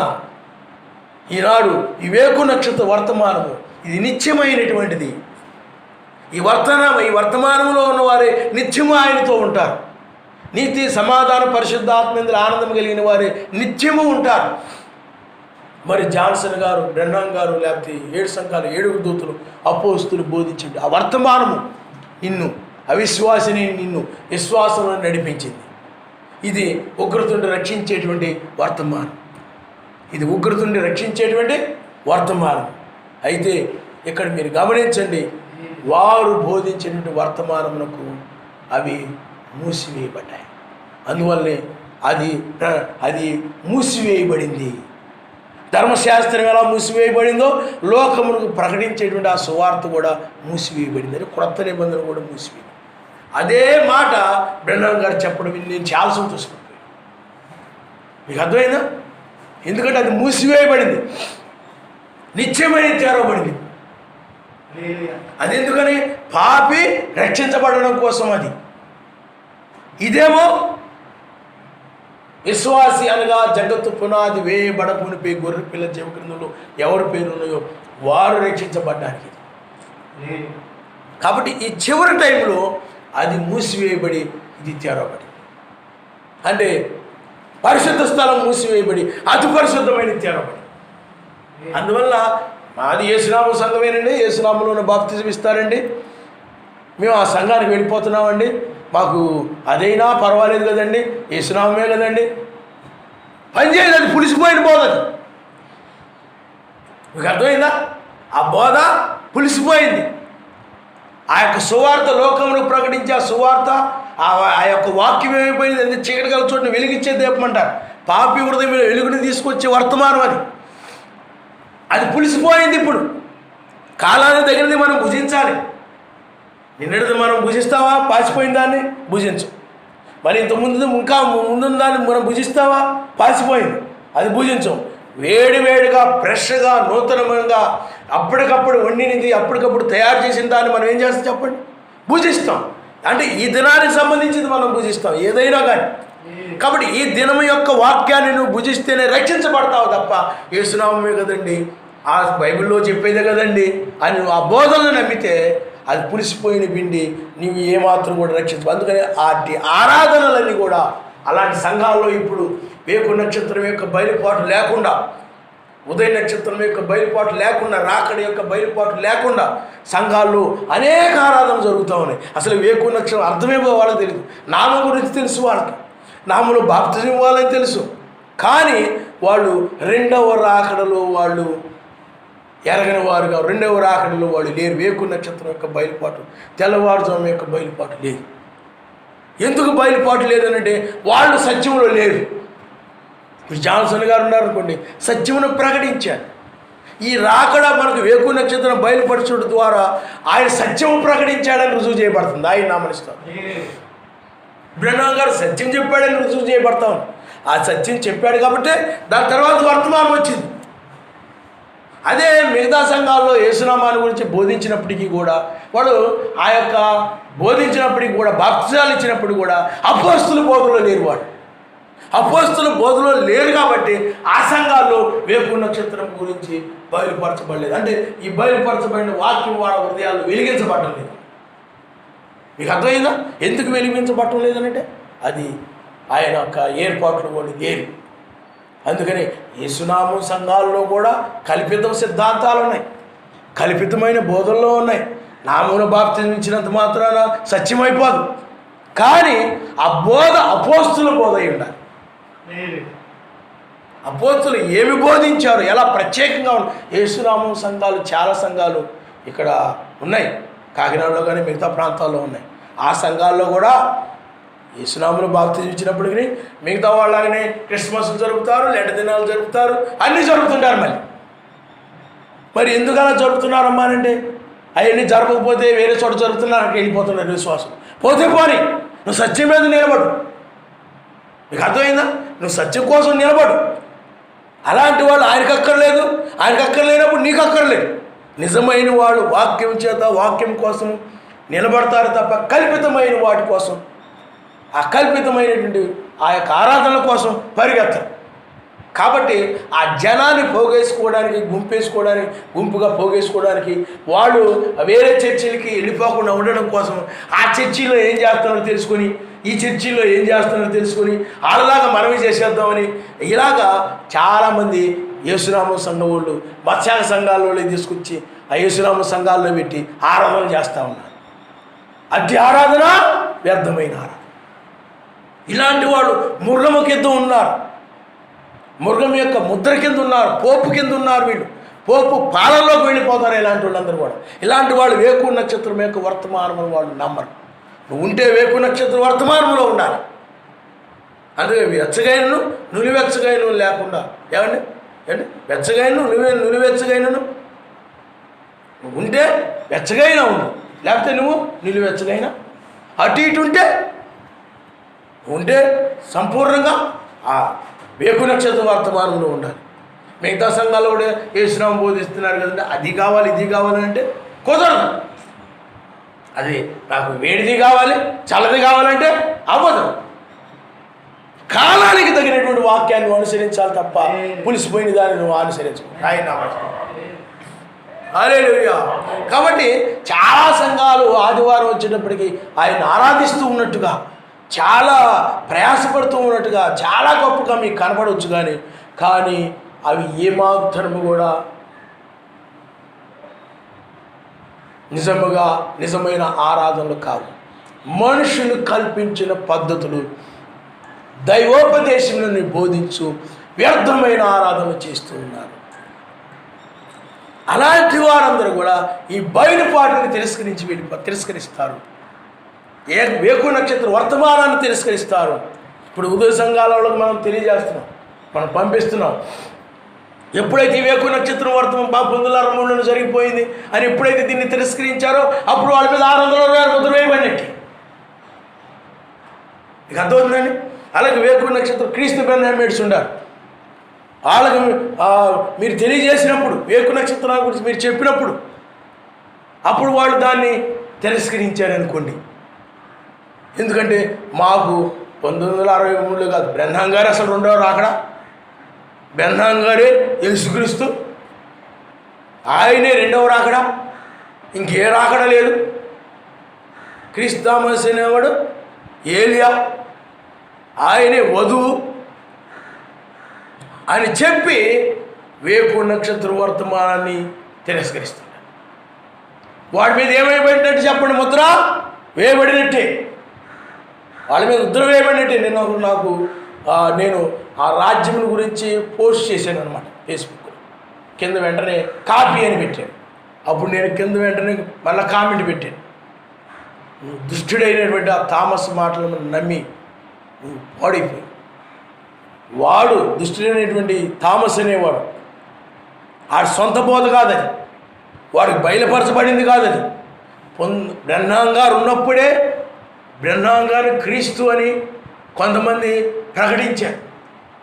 లేకపోతే ఇంత అద్భుతాలు ఎలా జరుగుతాయి, ఇలా స్వస్థతలు ఎలా జరుగుతాయి, చనిపోయిన వారు ఎలా లెగుస్తారు, లేకపోతే ఆ రోగులు ఎలాగా బాగవుతారు, గుడ్డివారి కన్నులు ఎలా తెరవబడతాయి, యొక్క క్యాన్సర్ వ్యాధులు ఎలా స్వస్థపరచబడతాయి, హృదయ రహస్యాలన్నీ చెప్పేస్తున్నాడు. ఎక్కడుండి ఏ ప్రాంతం నుండి నేను వస్తే మీరు ఫలానా చోట నుండి వచ్చాను, నువ్వు ఫలాని రాత్రి నీకు ఇలా జరిగింది, మీ పాస్టర్ గారు నిన్ను ఇలా అన్నారు, నువ్వు దాని విషయంలో నువ్వు ఇంకా ప్రార్థన చేసుకున్నావు, నువ్వు ఈ విధంగా ఈ మీటింగ్ గురించి ఒకటి చెప్తే నువ్వు ఇక్కడికి వచ్చావు అని వాళ్ళు జరిగిన జీవితంలో జరిగిందంతా చెప్పేవాడే. అందులో బట్టి చాలామంది ఈయనే మెసేజ్ అనుకున్నారు. దాని గురించి బ్రహ్మం గారు చాలా బాధపడ్డాను అనమాట.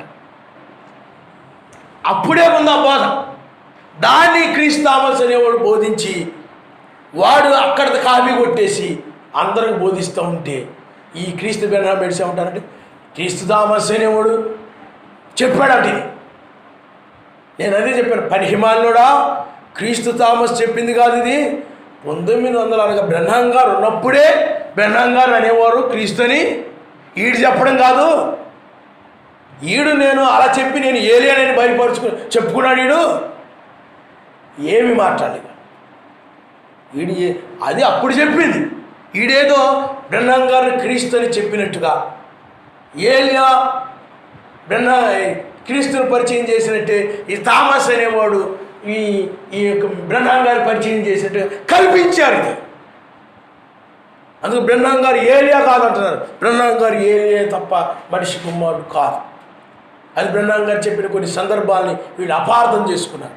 బ్రహ్నాం గారు ఇప్పుడు శరీరధారిగా మన మధ్య ఉన్నాడు. ఆయన ఇప్పుడు మనతో మనతో ఆయన ఉన్నాడు, మన మధ్య ఉన్నాడని చెప్పేవాడు ఆయన. అంటే మన శరీరంలో ఉండి మనలో ఉండి నడుస్తున్నాడని, ఆ కార్యాలు జరిపిస్తున్నాడని ఉద్దేశంతో చెప్తే ఇక వీళ్ళు ఏం చేసి ఉంటే బ్రహ్మం గారు మాటల్ని అపార్థం చేసుకుని, ఇదిగో మన మధ్య ఆయన శరీరధారిగా ఉన్నాడుగా అని చెప్పాడు కాబట్టి కార్యాలను ఆయనే చేస్తున్నాడు, బ్రహ్మం గారే చేస్తున్నాడు, బ్రహ్మం గారు క్రీస్తు అన్నారు. బ్రహ్మం గారు క్రీస్తు అపార్థం చేసుకున్నారు. వాక్యం అర్థం చేసుకునే శక్తి వాళ్ళకి లేదు. ఇక్కడ ఎలాగైతే అపార్థం చేసుకున్నారో ఆ విధంగా అపార్థం చేసుకుని ఆ విధమైన ఆరాధనలు వాళ్ళు చేస్తారు. అలాంటి క్రీస్తు బ్రహ్మేడ్స్ యొక్క ఆరాధనలు కానీ, అలాగే క్రీస్తు దామస్సు ఈ పరిహిమానుడు చెప్పినటువంటి ఈ బోధనలు అనుసరించేవారు కానీ, వీళ్ళ ఆరాధనలు కానీ ఏది కూడా గుర్తించబడదు. సమస్తము కల్పితమైనది, వ్యర్థమైనటువంటి ఆరాధన ఉన్నట్టుగా చూయిస్తారు. ఇప్పుడు మనం చూస్తున్నాం కదా, బైబిల్ ఒక్కడనే ఉంది కానీ ముగ్గురు ఉండాలని చూపిస్తూ ఉంటారు, కానీ వాక్యం ఒక్కడనే. బ్రహ్మం గారు ఏలియా అని ఉంది, ఏలియా ఆత్మ కలిగిన వాడు, 7వ దూత, కానీ వీళ్ళు ఇదిగో క్రీస్తుని ఇక్కడ ఉంది అని చూపిస్తూ ఉంటారు.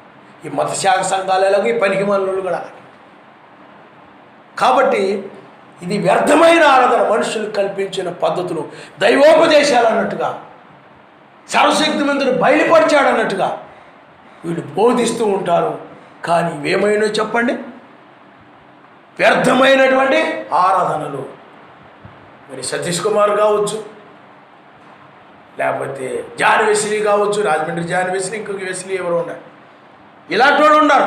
చాలామంది గుంపులుగా జనం వచ్చారు. బైబిల్ ఏం చెప్తుందనంటే, ఎచ్చడిద్దరు ముగ్గురు కూడి ఉందరు వారి మధ్య నేను ఉందని చెప్పాడు ఆయన. హల్లెలూయా. అంతేగాని అనేక మంది ఉన్న చోట నేను ఉంటానని చెప్పలేదు. అందుకని విశాల మార్గంలో ప్రవేశించే వారు కొద్దిమంది, అనేక మంది. విశాల మార్గంలో ప్రవేశించేవారు కొద్దిమంది అని చెప్పలేదు ఆయన. విశాల మార్గంలో ప్రవేశించేవారు అనేక మంది, ఇరుకు మార్గంలో ప్రవేశించేవారు కొద్దిమంది. ఇరుకు మార్గంలో ప్రవేశించేవారు కొద్దిమంది. ఈ మార్గంలో ప్రవేశించాలనుకుంటారు కానీ అనేక మంది వల్ల కాదని చెప్పాడు ఆయన. కాబట్టి అది విశాల మార్గం కాబట్టి అనేక మంది, అది పరిశీలన యొక్క ఆరాధన. పరిశీలుడు ఎలాగైతే డబ్బు కలిగిన వాడు, ఆ రోజుల్లో కూడా పరిశీలుడు మంచి బోధకుడు. ఇజ్రాయేల్ యూదులు అందరూ కూడా పరిశీలన వెంబడించేవారు అనేక మంది. అందుకని చూడండి, అబద్ధం వైపు ఎక్కువ మంది ఉంటారు, ఏలియా వర్తమానం వైపు ఎవరు లేరు. అప్పటికే చాలామంది ప్రవక్తలు చంపేశారు. ఏలియా వర్తమానం వినేవాళ్ళు కనబడటం లేదు, కానీ అదే యెజబెల్ యొక్క వర్తమానం వినేవాళ్ళు చాలామంది ఉన్నారు. ఈనాడు కూడా ఈ యొక్క పీడి సుందర వర్తమానం కానీ, లేకపోతే సతీష్ కుమార్ గారి వర్తమానం కానీ, ఇంకొకరు వర్తమానం కానీ, ఈ మత్స్యా సంఘాల వర్తమానం చాలామంది వస్తుంటే నిజంగా అక్కడ సర్వశక్తిమంతుడు ఉన్నాడేమో అనుకుంటారు. కానీ అనేకులు ఉన్న చోట ఆయన ఉన్నాడు అనే విషయం గుంపు తెలియదు. మీకు అర్థమైందా? అనేక మంది. అందుకనే ధనవంతుడు పరలోక రాజ్యానికి ప్రవేశించడం బైబిల్. మరి సతీష్ కుమార్ గొప్ప ధనవంతుడు. అతనికి వారానికి కొన్ని లక్షలు వచ్చేస్తాయి డబ్బు. ఎందుకంటే 4 ఆరాధనలు ఏమో జరుగుతాయి, 3 ఆరాధనలు 4 ఆరాధనలు జరుగుతుంటాయి. కానీ ఇవన్నీ కూడా ఏమిటి చెప్పండి, కల్పితమైనటువంటి బోధలు, వ్యర్థమైనటువంటి ఆరాధనలు. ఆ సతీష్ కుమార్ అలా చేస్తున్నాడు, నేను ఇలా చేస్తున్నాడు, చనిపోయినానికి ఇలా చేస్తున్నాడు, ఆయన స్వయంగా ఉండి ఆ పెట్టెలు చేయించి పూడి చేయిస్తున్నాడు, లేకపోతే ఇలాగా ఆ విధవరాళ్ళకి అలా చేస్తున్నాడు, లేకపోతే ఇలాగా ఆ కష్టాల్లో ఉన్నవాడికి ఇలా చేస్తున్నాడు, బాధలో ఉన్నవాడికి ఇలా సహాయపడుతున్నాడు, అలా చేస్తున్నాడు, ఇలా చేస్తున్నాడు, ఇవన్నీ చేస్తున్నాడు. అవన్నీ కూడా మురికి గుడ్డల వల్లే ఉన్నవని బైబిల్ చెప్తుంది. ఆయన నామరిస్తాడు. పరిశుద్ధాత్మ లేకుండా చేసేది ఏది కూడా గుర్తించబడదు. కాబట్టి అవన్నీ కూడా ఏమైనా చెప్పండి, వ్యర్థమైనటువంటి ఆరాధనలు. వాళ్ళు మృగం యొక్క ముద్ర కింద ఉన్నారు. ఎందుకు వ్యర్థమైన ఆరాధన అంటే, మనుషులు కల్పించిన పద్ధతుల్ని దైవోపదేశంలోని బోధిస్తూ ఉన్నారు. ఒక్కడై ఉన్నాయని ముగ్గురని బోధిస్తున్నారు. సర్వశక్తిమంతుడు ఆయన యొక్క పుట్టినరోజుని బైబిల్లో అపోస్తులు కానీ ఎవరు జరపలేదు. ఆయన పుట్టిన దినాన్ని తీసుకొని వీళ్ళు ఒక పండగని, అది రోమన్ క్యాథలిక్ తయారు చేసిన పండగని అన్ని సంఘాల వాళ్ళు కూడా చేస్తూ ఉన్నారు. కాబట్టి ఇవన్నీ కూడా కల్పితమైనవి కనుక వీళ్ళందరూ కూడా మృగం యొక్క ముద్ర కింద ఉన్నారు. సత్యాన్ని తిరస్కరించిన వాళ్ళు వీళ్ళు. అనేకులు ఎలాగైతే నా శరీరం తిని నా రక్తం త్రాగితేనే అని చెప్పినప్పుడు వాళ్ళు అభ్యంతరపడి తిరగబడి వాళ్ళు ఎలాగైతే ఆ బయలుపాటుని తిరస్కరించి ఆ యొక్క అనేకులు వెళ్ళిపోయారో, ఈనాడు కూడా వేకు నక్షత్రమును ఆయన ఒక్కడనేటువంటిది ఆ 7వ దూత వర్తమానం తిరస్కరించినటువంటి వీళ్ళందరి మీద కూడా ఆనాడు ఆ యోహాను సువార్త 6వ అధ్యాయం 66వ వచనం ప్రకారం వాళ్ళకి ఆ యొక్క త్రిపుల్ 6 అంటే మృగం యొక్క సంఖ్య ఎలాగ కలిగి ఉన్నారో, ఈనాడు కూడా వాక్యమును తిరస్కరించిన వాళ్ళందరి మీద కూడా 666 ముద్రలు ఉన్నట్టే లెక్క. మీకు అర్థమైందా?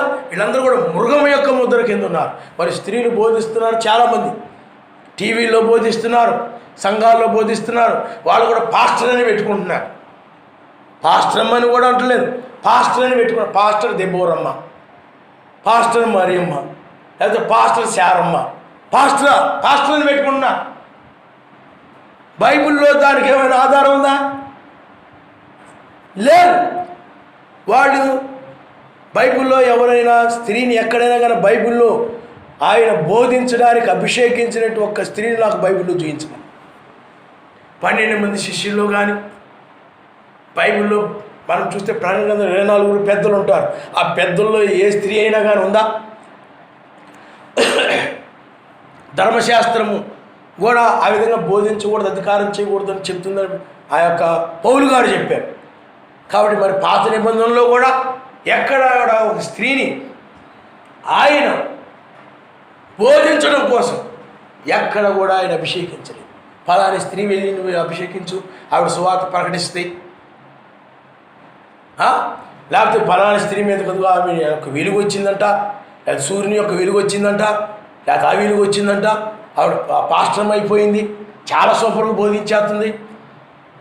బైబిల్లో అలాంటి వాటికి ఆధారాలేమి లేవు. సాతానుడు కూడా అలాంటివి చేసి మోసం చేస్తాడు వాడు.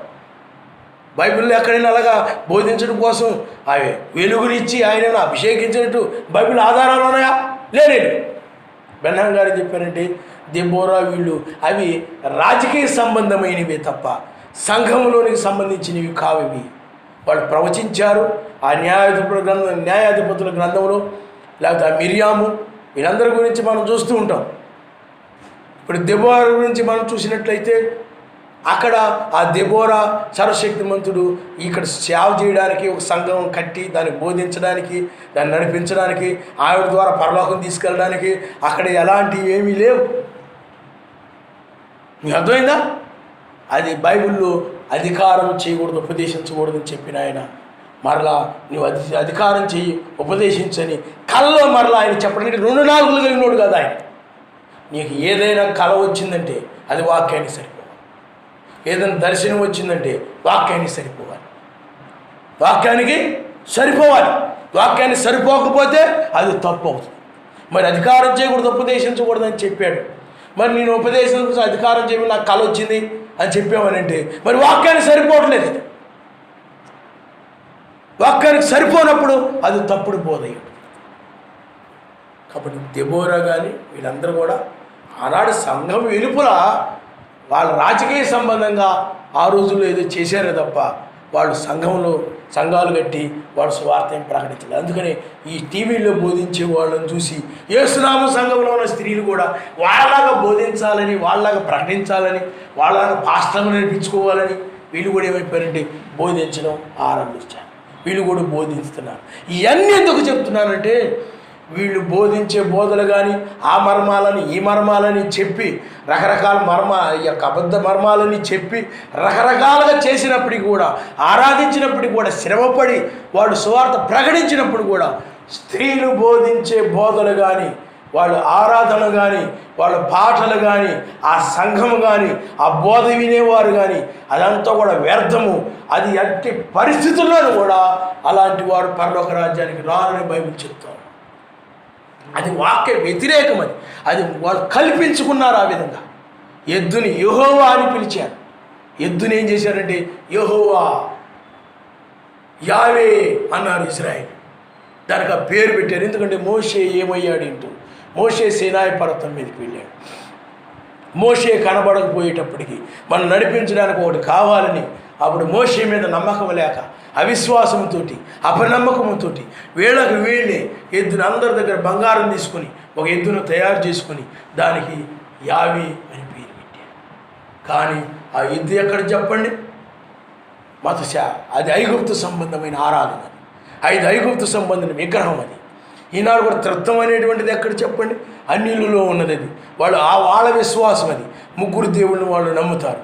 అది క్రైస్తవులు సాతాను తీసుకొచ్చి పెట్టి ఇదే యేసుక్రీస్తు, ఇదే యెహోవా అని ఎలాగైతే విగ్రహ సంబంధమైన దాన్ని ఆరాధిస్తున్నారు, అలాగే స్త్రీ అధికారం ఉపదేశించడం అనేది అన్యులలో ఉంటుంది. అది అన్ని స్త్రీలు చేస్తారు దాన్ని.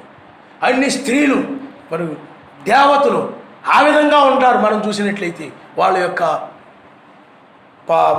గ్రంథాలలో, వాళ్ళ యొక్క ఆరాధనలో ఆ విధంగా ఉంటాయి. కానీ బైబిల్ ప్రకారంగా మనం చూస్తే అధికారం చేయకూడదు, ఉపదేశించకూడదు. కాబట్టి అధికారం చేయడం, ఉపదేశం జరుగుతుందంటే ఇది ఎక్కడ చెప్పండి? మతశాఖ సంబంధమైనటువంటి, అన్ని సంబంధమైనటువంటిది. అన్ని స్త్రీలు ఆ విధంగా చేస్తారు. కానీ క్రైస్తవ స్త్రీలు అంటే అధికారం చేయరు, ఉపదేశించరు, మిగులు గల వెలగల వస్త్రాలు ధరించుకోరు, బంగారంతో ముత్యములతో అలంకరించుకొనక తగు మాత్రపు అంటే దైవభక్తి కలిగిన స్త్రీలుగా కనపడతారు అన్నది బైబిల్. కానీ ఇప్పుడు ఆ యొక్క స్త్రీ బోధ అనేటువంటిది సంఘంలోని తీసుకొచ్చి పెట్టారంటే అంటే మతశాఖ సంబంధమైన అన్ని సంబంధమైనటువంటి దానిని స్త్రీ బోధలోకి తీసుకొచ్చేసి ఏం చెప్తున్నారు చెప్పండి? ఆనాడు ఎద్దే యెహోవా అని ఎలాగన్నారు, యావే అన్నారు. ఇప్పుడు స్త్రీయే మన రక్షకురాలు అంటున్నారు వధువు సంఘాలు. స్త్రీయే మన రక్షకురాలు అంటున్నారు. స్త్రీయే మన రక్షకురాలు అంటున్నారు. స్త్రీ ద్వారా మనం రక్షించబడతాం అంటున్నారు. స్త్రీ ద్వారా మనం కాపాడబడతాం అంటున్నారు. స్త్రీ ద్వారా మనం పరలోకం వెళ్ళిపోతాం అంటున్నారు. స్త్రీ ద్వారా మనం విమోచించబడతాం అంటున్నారు. చూడండి, ఆనాడు ఎద్దు ద్వారా ఎలాగ విమోచించబడతామని వారు ఎద్దుని ఆ పేరు మెస్సై పేరు పెట్టి, సర్వశక్తిమంతుని పేరు పెట్టి ఆరాధించారు. ఈనాడు కూడా ఆ యొక్క వధువు ద్వారా రెండవ రాకడ జరుగుతుందని, స్త్రీ ద్వారా రెండవ రాకడ జరుగుతుందని, ఇప్పుడు స్త్రీ ద్వారా వధువు ద్వారా మనం రక్షించబడతామని ఆ బోధలు వధువు సంఘాల్లోకి వచ్చేసాయి. అంటే స్త్రీ బోధకి ఏం పేరు పెట్టారు చెప్పండి? రెండవ రాకడ పేరు పెట్టారు. ఈమె మెస్సీ అంటున్నారు, ఈమె పిండు కుమారుడు అంటున్నారు, లేకపోతే ఈమెతో పిండు కుమారుడు మాట్లాడుతున్నాడు అంటున్నారు. చూడండి, ఎద్దు ద్వారా ఎలా రక్షణ పొందుతాం అనుకున్నారు, ఈనాడు కూడా అధికారం చేయి ఉపదేశించు స్త్రీ ద్వారా రక్షించబడాలనుకోవడం కూడా అదే పాపమైనది, అదే విగ్రహారాధన అయినది, అది కల్పితమైనటువంటిది. వాక్యానికి ఎద్దును కలిపిన రీతిగా మీకు అర్థమవుతుందండి. అలాగే ఒక్కడిని దానికి త్రిత్వమును కలిపిన రీతిగా వేకు నక్షత్రమే రెండవ రాకడ అయ్యిండగా 1963 జరిగిపోయిందని దాన్ని కలిపిన రీతిగా అన్నీ కూడా కల్పితమైన ఆరాధన. స్త్రీ అధికారం చేయకూడదు, ఉపదేశించకూడదు అనేటటువంటి ఆ స్త్రీని ఇప్పుడు స్త్రీకి రెండవ రాకడ కల్పించారు. ఆ రెండవ రాకడ అనేది ఆయనకు సంబంధించింది. అది నాకు చాలా బాధ వేస్తుంటుంది అంటే, ఎందుకంటే స్త్రీని రెండవ రాకడగా మార్చంటే ఆయన స్థానమును ఆయన పురుషుడు ద్వారా ఆయన తన కార్యములు జరిగించుకుంటాడు. ఆయన స్త్రీ దేవుడు కాదు, స్త్రీ సర్వశక్తిమంతుడు కాదు, ఆయన పురుషుడు. ఆయన మనలాగనే పురుషుడు, ఆయన మనలాగే మీసాలు ఉన్నాయి, గడ్డాలు ఉన్నాయి.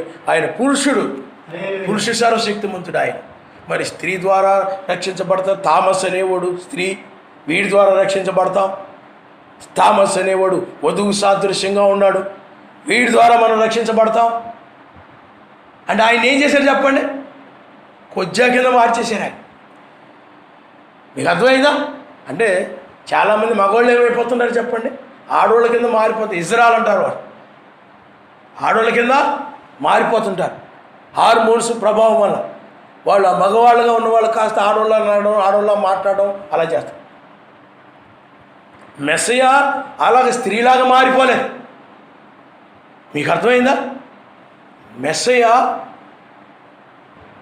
చాలా జాగ్రత్తగా గమనించండి. మెస్సయ్య ఆమె మెస్సయ్య యొక్క గుణలక్షణాలను పొందుకుంది. ఆ గుణలక్షణాలను పొందుకొని, ఆ స్వభావాన్ని పొందుకొని ఆయన యొక్క శరీరంలో ఒక భాగమైంది. ఆయన నామనిస్తారు. హల్లెలూయా, హల్లెలూయా. ఆయన శరీరంలో ఒక భాగం. ఎందుకని నా శరీరం నుండి తీయబడింది కనుక ఇది నారి అని బైబిల్ చెప్తాం. ఇప్పుడు నువ్వు ఉన్నావు అనుకో, నీవు ఒకప్పుడు అన్ని స్త్రీ అయి ఉన్నావు. అన్ని స్త్రీ అంటే నువ్వు అధికారం చేయడం, ఉపదేశించడం, నీ ఇష్టం వచ్చినట్టు జీవించడం, నీ ఇష్టం వచ్చినట్టు తిరగడం ఇవన్నీ ఉండే. బాహ్యంగా ముక్కులకి చెవులకి వీటన్ని అలంకరించుకోవడం, ఆ తర్వాత మిగులు వెలగల వస్త్రాలు ధరించుకోవడం ఇవన్నీ ఉండేవి. కానీ ఎప్పుడైతే నీవు మెస్సీని పొందుకున్నావో ఇప్పుడు ఆయన యొక్క వధువుగా మారావు. వధువుగా మారడం అంటే ఈ అలంకరణలు కాకుండా సత్క్రియల చేత నువ్వు అలంకరించబడ్డావు. ఈ వెలగలని వస్త్రాలకు కాకుండా నీతి వస్త్రాల చేత నువ్వు అలంకరించబడ్డావు. అంటే ప్రకృతి సంబంధమైనవి పోయి ఆత్మ సంబంధమైన వాటిని పొందుకొని నువ్వు ఆత్మ సంబంధమైన స్త్రీగా మారావు. ఆయన నామ స్తోత్రం. హల్లెలూయా, హల్లెలూయా. కాబట్టి ఈనాడు వధువు సంఘాల్లో స్త్రీగా ఆయన మారిపోయాడని మీకు అర్థమైందా? స్త్రీగా ఇంకా కొంతమంది ఏమంటారంటే వధువేమో ఆయనగా మారిపోయిందట, ఆయనేమో స్త్రీగా మారిపోయాడు. బ్రహ్నాం గారు చెప్పిన కొన్ని మాటలను వీళ్ళు అపార్థం చేసుకొని దీన్ని రెండవ రాకడ మూడేశారు. ఎంత దారుణమో చూడండి. రెండవ రాకడ ముడేసి స్త్రీ ద్వారా రెండవ రాకడ జరుగుతుందని ప్రవేశపెట్టాడు. ఇప్పుడు స్త్రీ ద్వారా రెండవ రాకడ జరిగితే స్త్రీ అంటే వధువే కదా, మరి ఆవిడ ఎవరు రక్షిస్తే ఆవిడే వధువు అయితే దానికి ఎవరు జవాబు చెప్పండి? మీకు అర్థమైందా? ఇప్పుడు వధువు రాకడనుకోండి, ఇంకొక వధువు ఉండాలి అంటే ఆ వధువు ఈవిని రక్షిస్తుంది. మరి ఇద్దరు వధువులు లేరు కదా, మరి వధువే ఒక్కదే వధువు ఉంది. అందుకనే ఉపపత్తులు అనేక మంది ఉన్నప్పటికీ నా ప్రాణప్రియురాలు ఒక్కతే ఉంది బైబిల్. ఉపపత్తులు అనేక మంది ఉన్నప్పటికీ నా ప్రాణప్రియురాలు ఒక్కతే ఉందండి బైబిల్లో. కాబట్టి ఆయన ప్రాణప్రియురాలు ఒక్కతే. ఆమె మెస్సీ అయితే ఆమె రక్షకురాలుగా మారిపోతే మరి ఇంకా ఆవిడ ఇంకొకరు ఎవరు రక్షిస్తే? రక్షకురాలుగా మారిందంటే ఎవరినో రక్షించడానికే కదా. మరి ఆవిడే వధువు అయితే ఇంకెవరు రక్షిస్తే? ఇది తప్పు బోధన అన్నమాట. ఆయనే రక్షకుడుగా ఉన్నాడు, ఈమె రక్షణ కొరకై విమోచన కొరకై మూలుగుతూ ఉంది. కాబట్టి ఆమెను విమోచించట కొరకై ఆయన వచ్చాడు. ఆయన నామనిస్తాం. హల్లెలూయా. అంతేగాని ఆమె ఎవరినో విమోచించడానికి ఆమె రావడం కాదు. వస్తే ఇంకెవరి కోసం వచ్చినట్టు దానికి ఆధారాలు లేవు, దానికి జవాబు ఉండదు. అందుకనే రెండవ మేడి సంఘాలని వధువే వేకు నక్షత్రం అన్నారు. వధువే వేకు నక్షత్రం అంటే వధువు ఎవరి హృదయంలో ఇస్తుంది, మరి వేకుచుక్క హృదయంలో ఉదయిస్తుంది కదా అన్నట్టు జవాబు చెప్పలేదు. ఇలాగా ఆత్మీయ జ్ఞానం లేకుండా కల్పించుకొని కల్పిత బోధలతో కొనసాగుతుంటే వీళ్ళందరూ కూడా మృగం యొక్క ముద్ర కింద ఉన్నారు. ఇలాంటి వారు కల్పిత బోధనలో ఉండి అసలైనటువంటి రాకడను, అసలైన బయలుపాటుని తిరస్కరిస్తూ ఉన్నారు. వాళ్ళలాగా మనం ఏదో బ్రహ్మం గారు బుక్స్ చదివి వాటిని ఏదో విధంగా ఆ వాక్యం ఈ వాక్యం ఈ వాక్యం ఆ వాక్యం కలిపేసి ఏదో పనికిమాలిన కలర్ కానీ ఆ విధంగా ఒక సిద్ధాంతాన్ని తయారు చేయలేదు. వాళ్ళలాగా మనం ఏమీ తెలియని, అందుకనే బైబిల్లో ఎప్పుడైనా చూడండి, ఆయన ఏమీ తెలియని ఒక వ్యక్తిని తీసుకొని ఆయన తన కార్యమును జరిగించుకుంటాడని బైబిల్ చెప్తుంది, బయలుపరుచుకుంటాడని బైబిల్ చెప్తుంది. అందుకని దావీదు ఉన్నాడు. ఆ రోజుల్లో చాలామంది ఉన్నారు రాజులు, లేకపోతే బలమైన వారు, గొప్పవారు, రాజుగా ఎన్నిక చేయబడ్డానికి తగినోళ్ళు చాలామంది ఉన్నారు. కానీ దావీదుని ఆయన ఎన్నుకున్నాడు, యోగ్యుడిగా ఎంచుకున్నాడు. కారణం ఏమిటంటే ఏమీ తెలియని వ్యక్తి అయినట్లయితే, ఖాళీ హృదయం కలిగిన వ్యక్తి అయినట్లయితే, ఖాళీలో ఉన్న వ్యక్తి అయితే అప్పుడు ఆ యుద్ధములను నేనే ఆ వ్యక్తిని ఉపయోగించుకుంటాను, అప్పుడు నేను ఘనత పొందుతాను అని చెప్పి ఏమి ఎరగని వ్యక్తిని ఉపయోగించుకుని ఆ యుద్ధంలో ఆయన విజయాన్ని ఇచ్చి ఆయనే మహిమ పొందుతుంటాడు. ఆయన నామనిస్తాడు. అందుకని దావీదు ఏ యుద్ధాలంటే ఏమిటో తెలియదు, యుద్ధాలు ఎలా చేయాలో తెలీదు, ఏమీ తెలియదు.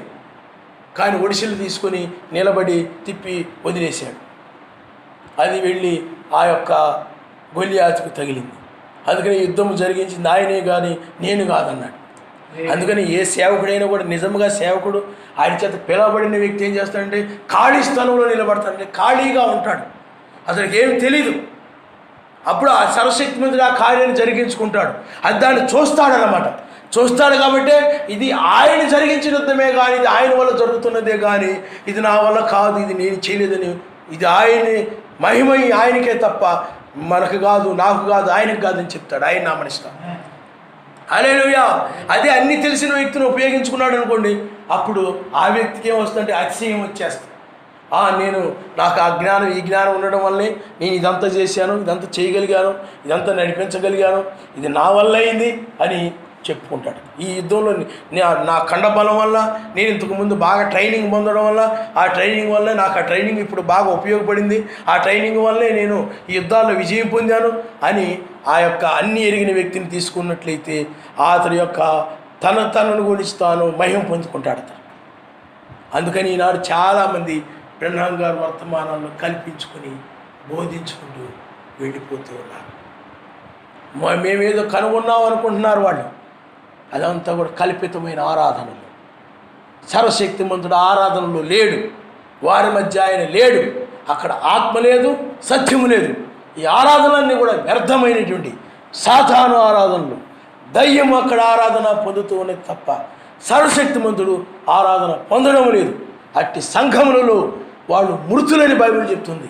వారిలో జీవము లేదు. ఆరాధిస్తూ ఉన్నవారుగా కనపడుతూ ఉన్నప్పటికీ కూడా వాళ్ళు మృతులని బైబిల్ చెప్తూ ఉంది. స్పష్టంగా బైబిల్లో రాయబడింది. ఎందుకంటే ఆయన జీవము నీలో లేనట్లయితే, ఆయన ఆత్మ నీలో లేనట్లయితే మీరు మృతులే అని బైబిల్లో. అక్కడ జీవమే ఆత్మ, పరిశుద్ధాత్మ లేనప్పుడు అది మృతమైనది అవుతుంది. అందువల్ల సంఘాలన్నింటిలో కూడా వ్యర్థమైన ఆరాధనలు జరుగుతూ ఉన్నాయి. నిజమైన ఆరాధన, కాలమును తగిన ఆరాధనలు లేవు సంఘాల్లో. బ్రహ్మం గారి వర్తమానంలో బైబిల్లో ఏవో కల్పించుకొని కల్పిత బోధనలో కొనసాగుతూ ఉన్నారు. ఆ విధంగా వధువు బోధలని 1963లోనే రెండవ రాకడ జరిగిందని, బ్రహ్మమే రెండవ రాకడని, కొంతమంది అయితే ఎత్తబడిపోయామని, కొంతమంది అసలు 1000 ఏళ్ల పాలనలో ఉన్నామని ఈ వధువు సంఘాల్లో అలాగ రకరకాలైనటువంటి కల్పిత బోధలు ఉన్నాయి. కాబట్టి పిల్లారా, మీరు ఆలోచించేయండి. ఇలాంటి వారందరూ కూడా ఈ యొక్క రాకడని, వేకు నక్షత్రం యొక్క రాకడని, ఈ తీర్పుని నిరాకరిస్తూ ఉన్నారు. అందువల్ల వీళ్ళందరి మీద కూడా 666 అనే ముద్ర వేయబడింది. ఆనాడు నా శరీరం తినే రక్తం తాగితేనే అన్నప్పుడు ఎవరైతే దాన్ని నమ్మకుండా తిరస్కరించారో వాళ్ళందరి మీద 666 ముద్ర వేయబడినట్టుగా, ఆ వాక్య బయలుపాటుకి వాళ్ళు ఆకర్షించబడకుండా వాళ్ళు తిరస్కరించారో వాళ్ళందరి మీద కూడా 666 ముద్ర వేయబడినట్టు ఈనాడు కూడా ఆయన వాక్యాన్ని తిరస్కరించిన ప్రతి ఒక్కరు కూడా ఆ యొక్క ముద్ర కింద, గుర్తు కింద ఉన్నట్టు. వీళ్ళందరూ కూడా ఆ ఉగ్రతలో పడిపోతారు. ఆ పరిసయ్యుని వలె. ఆ పరిసయ్యుడు ఎక్కడికైతే నిత్య శిక్షలోకి వెళ్ళిపోయాడో అప్పుడు ఈ సంఘాలన్నీ కూడా అక్కడికే వెళ్ళిపోతాయి. ఆనాడు కూడా పరిసయ్యుడు ఆరాధించాడు. ధనవంతుడు, బాగా డబ్బు కలిగిన వాడు, సూటు బూట్ వేసుకొని బాగా కాస్ట్లీ లక్షల కోట్లు ఖరీదు చేసేటువంటి ఆ కారులో తిరుగుతూ ఆ పరిసయ్యుడు చాలా ధనము కలిగి ఉండి చాలా గొప్పగా ఆరాధించాడు. చాలామంది జనం వచ్చేవారు. అతడంటే పాస్టర్లు చాలామంది వచ్చేవారు. అతను పిలిస్తే చాలా పలుకుబడి ఉంది, రాజకీయంగా అన్ని రకాలుగా పలుకుబడి ఉంది. అతడు మంచి పాస్టర్ అని పెద్ద పేరుంది ఆ పరిసయ్యుడికి, గొప్ప పేరు ప్రఖ్యాతులు ఉన్నాయి. కానీ అతడు చనిపోయినప్పుడు అనేక మంది పాస్టర్లు వచ్చారు, అనేక మంది ఏడ్చారు, అనేక సంఘాల విశ్వాసులందరూ వచ్చారు. కానీ తీసుకెళ్ళి సర్వశక్తిమంతుని యందు నిద్రించాడు, మహిమలోనే ప్రవేశించాడు అని పాతి పెట్టారు. కానీ ఆ అయ్యగారు, ఆ పరిసయ్యుడు నరకంలో పడిపోయాడు. రేపు ఈ పాస్టర్లందరూ పరిస్థితి, ఈ సంఘాల పరిస్థితి, అన్ని సంఘాలండి పరిస్థితి. కాబట్టి పిల్లారా, ఆలోచన చేయండి. ఇంకా వధువు సంఘాల్లో ఇంకా కొంతమంది ఉన్నారు. 7వ దూత తర్వాత ఇంక ఏ వర్తమానం లేదని చెప్పేవారు. ఏ వర్తమానం లేకపోడండి, తీర్పు దినం ఉంటే, ఆయన రాకడు ఉంటే ఒకరు కొనుకోబడతారు, ఒకరు విడవబడతారని ఆ నోహ కాలంలో లోతు దినాల్లో జరిగినట్టుగానే ఒకరు కొనుకోబడతారు, ఒకరు విడవబడతారని బైబిల్లో ఉంది. బ్రహ్మం గారు కూడా ఏం చెప్పారండి, ఆ షాలోమ్ ఆయన యొక్క వర్తమానం, బ్రహ్మం గారి వర్తమానం. కానీ నిత్య షాలోమ్ అని ఒకటి ఉన్నది, అది బయలుపరచబడినప్పుడు పూర్తిగా బయలుపరచబడినట్టే అప్పుడు ఈ శరీరం మార్పుని పైకి వెళ్ళిపోతుంది. ఈనాడు ఆ మిగిలిపోయినటువంటిది నేడు మనకు బయలుపరచబడింది. అందుకని అది షాలోము, ఇది నిత్యశాలం. అది షాలోం అంటే నిత్యశాలం కాదు. ఇప్పుడు ఆ సువార్త నిత్యమైనది కాదు. అది షాలోం అనగా సమాధానం. అది నిత్యమైనది కాదు. ఆ సువార్త నిత్యమైనది కాదు. కానీ ఇప్పుడు మనము నిత్య షాలోములను మనం ప్రవేశిస్తున్నాం.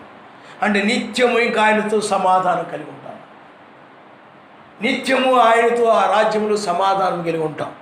అందువల్ల మనం ఇప్పుడు నిత్య షాలోమును మనం కలిగి ఉన్నాం. ఆయన నామనిస్తాం. హల్లెలూయా, హల్లెలూయా. కాబట్టి పిల్లారా, ఆలోచన చేయండి, తల్ల వంచుకోండి, మనం ప్రార్థన చేసుకుందాం.